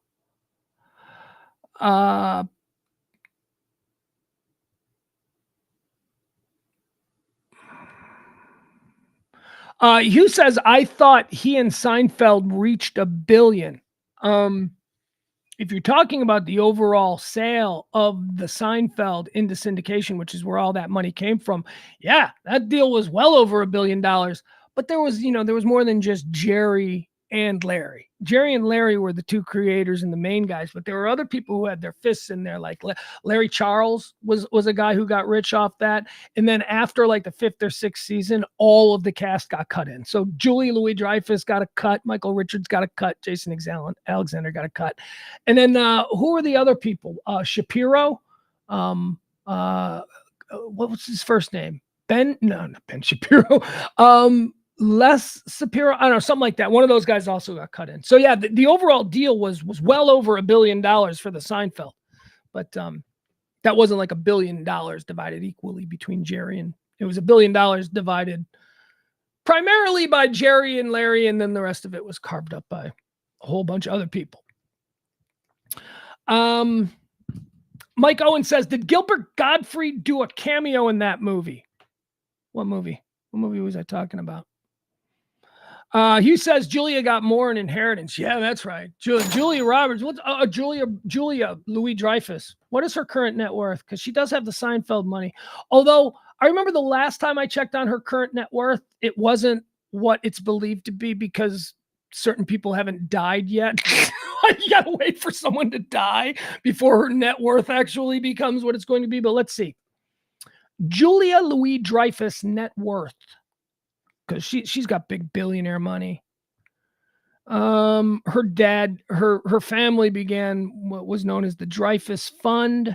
Her family goes all the way back to the Dreyfus Affair in France. They're one of the like most important families in France. Julie Louis-Dreyfus, her personal net worth as of 2023 is $350 million. She is at $350 million. But the headline is, do you know that Julia Louis-Dreyfus could become a billionaire in her lifetime? Well, yeah, people got to die, though. She's waiting on people to die, and she is next in line to get all of these billions and billions of dollars. But just doing it on her own, she's worth $350 million. Boy, Brad Hall sucks. He did well for himself, didn't he? Brad Hall, here was Brad Hall. Brad Hall was a dude who wanted to be a comedy star, and he went to Northwestern University in Evanston, just north of Chicago. Northwestern, go Cats! So Brad Hall, it's big. It's where all these. It's where all the rich, talented people go. Rich talent. If you're rich and you're talented, and you're really talented, you actually have talent, and you're rich, you go to Northwestern because it's expensive. And so Julia Louis-Dreyfus met Brad Hall at Northwestern. They both ended up doing, after Northwestern, they went to the Second City in Chicago, where they started working at the Second City Comedy Theater and all of that kind of stuff. And both of them, for some reason, were chosen for Saturday Night Live. This was in the very tumultuous 82, 83 Gene Delamian years. What I mean by that is Lorne Michaels had walked away. The original cast of Saturday Night Live had left the show, and Lorne Michaels had walked away. Dick Ebersol, I don't know if Dick Ebersol had come in yet, or if this was the Gene Delamian years, which were really bad. These were the Charles Rocket, Gilbert Gottfried. Anyway, two of the people who were added to that cast were Julia Louis-Dreyfus and Brad Hall. Julia Louis-Dreyfus was adorable. It's like she was the first Julia Louis-Dreyfus at like 22 years old, which is how old she was on Saturday Night Live.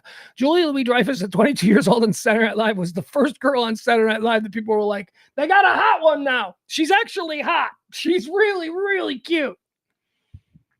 And her and Brad Hall got married. And they both got kicked off Saturday Night Live because, Saturday Night Live was in trouble. Actually, I think they fired the entire cast, save for two people, Joe Piscopo and Eddie Murphy. They were the two that they kept. Everybody else went. And then, so for like a bunch of years in the 80s, Julia Louis-Dreyfus and now her husband, Brad Hall, they bombed out on Saturday Night Live. The worst years of Saturday Night Live. They're struggling.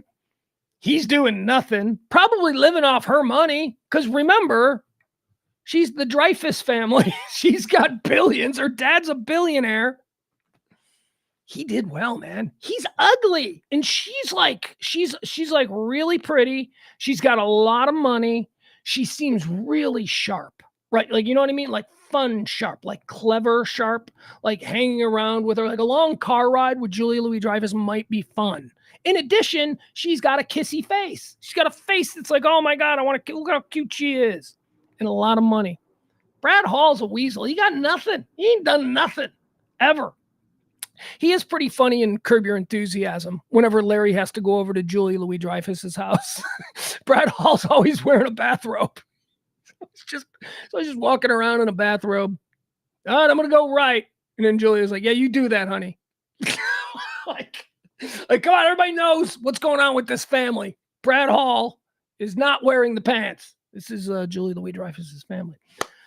All right. So was it 350 million? Says she's worth here. This from Cosmopolitan magazine. 350 million of her own money. That includes her Seinfeld chunk, whatever share she got from that. All right, folks, we're done. I gotta go. Did I tell you I'm like have an issue with my kid? I gotta call my kid. I gotta figure out what's going on. It has the potential to be ugly. Also has the potential to be great because I'm in a Cold War. I'm in a Cold War with my 14-year-old son at the moment. And, I'm such a crazy person. He may not even know that we're in a Cold War because he takes me hanging up on him for granted. Like someone hangs up on you, you should be like, why did they hang up on me? I should probably make an attempt to fix whatever just happened. But when you take it for granted, like I think my kid does, I think my kid reacts like, Dad hung up on me. Boop, boop, boop, boop, boop, boop. Go right back to the game. Whatever it is he's doing. Boy, look at me, old man. That's Atari. How would you mimic someone playing games today? No, I love you. I love you, Peter. Leslie's here. Everyone have a great weekend, she says. I happen to agree with that.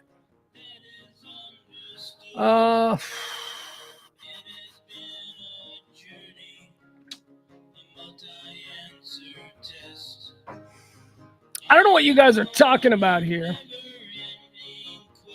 but I'm kind of interested in what it is.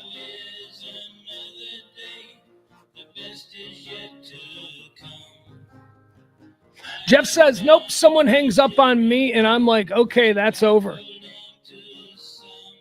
Oh, really? Are you just saying that, or is that real? Is that a real hard and fast rule? So someone hangs up on you and they're out of your life forever. You don't, I don't know, maybe calm down and go, well, that was silly. I was being a bit of an emotional bitch, and my reaction to cutting someone out of my life forever simply because they showed that they were in the moment an emotional bitch seems to be completely absurd. Someone hangs up on me, they're out of my life forever. Jeff, stop it. That you're being an emotional midget. If that's your rule, if that's honestly no room for any sort of nuance there, why did they hang up on you? Trying to understand what was happening there. Maybe you did something that caused that. Any culpability on your side? No, they're just out. That's Jeff Ballard's hard. That's why I love Jeff. I didn't get into my fight with Adam today that I thought I was fixing for, so come on, Jeff. Jeff says, usually I'm on the reasonable end of the argument. Yeah, unreasonable people always think that. All right, I got to go. 2:27. I gotta call my kid. I gotta break the Cold War. I gotta be the one because I don't think he's going. I love you guys. We'll see you on Monday. Have a good one. Bye-bye.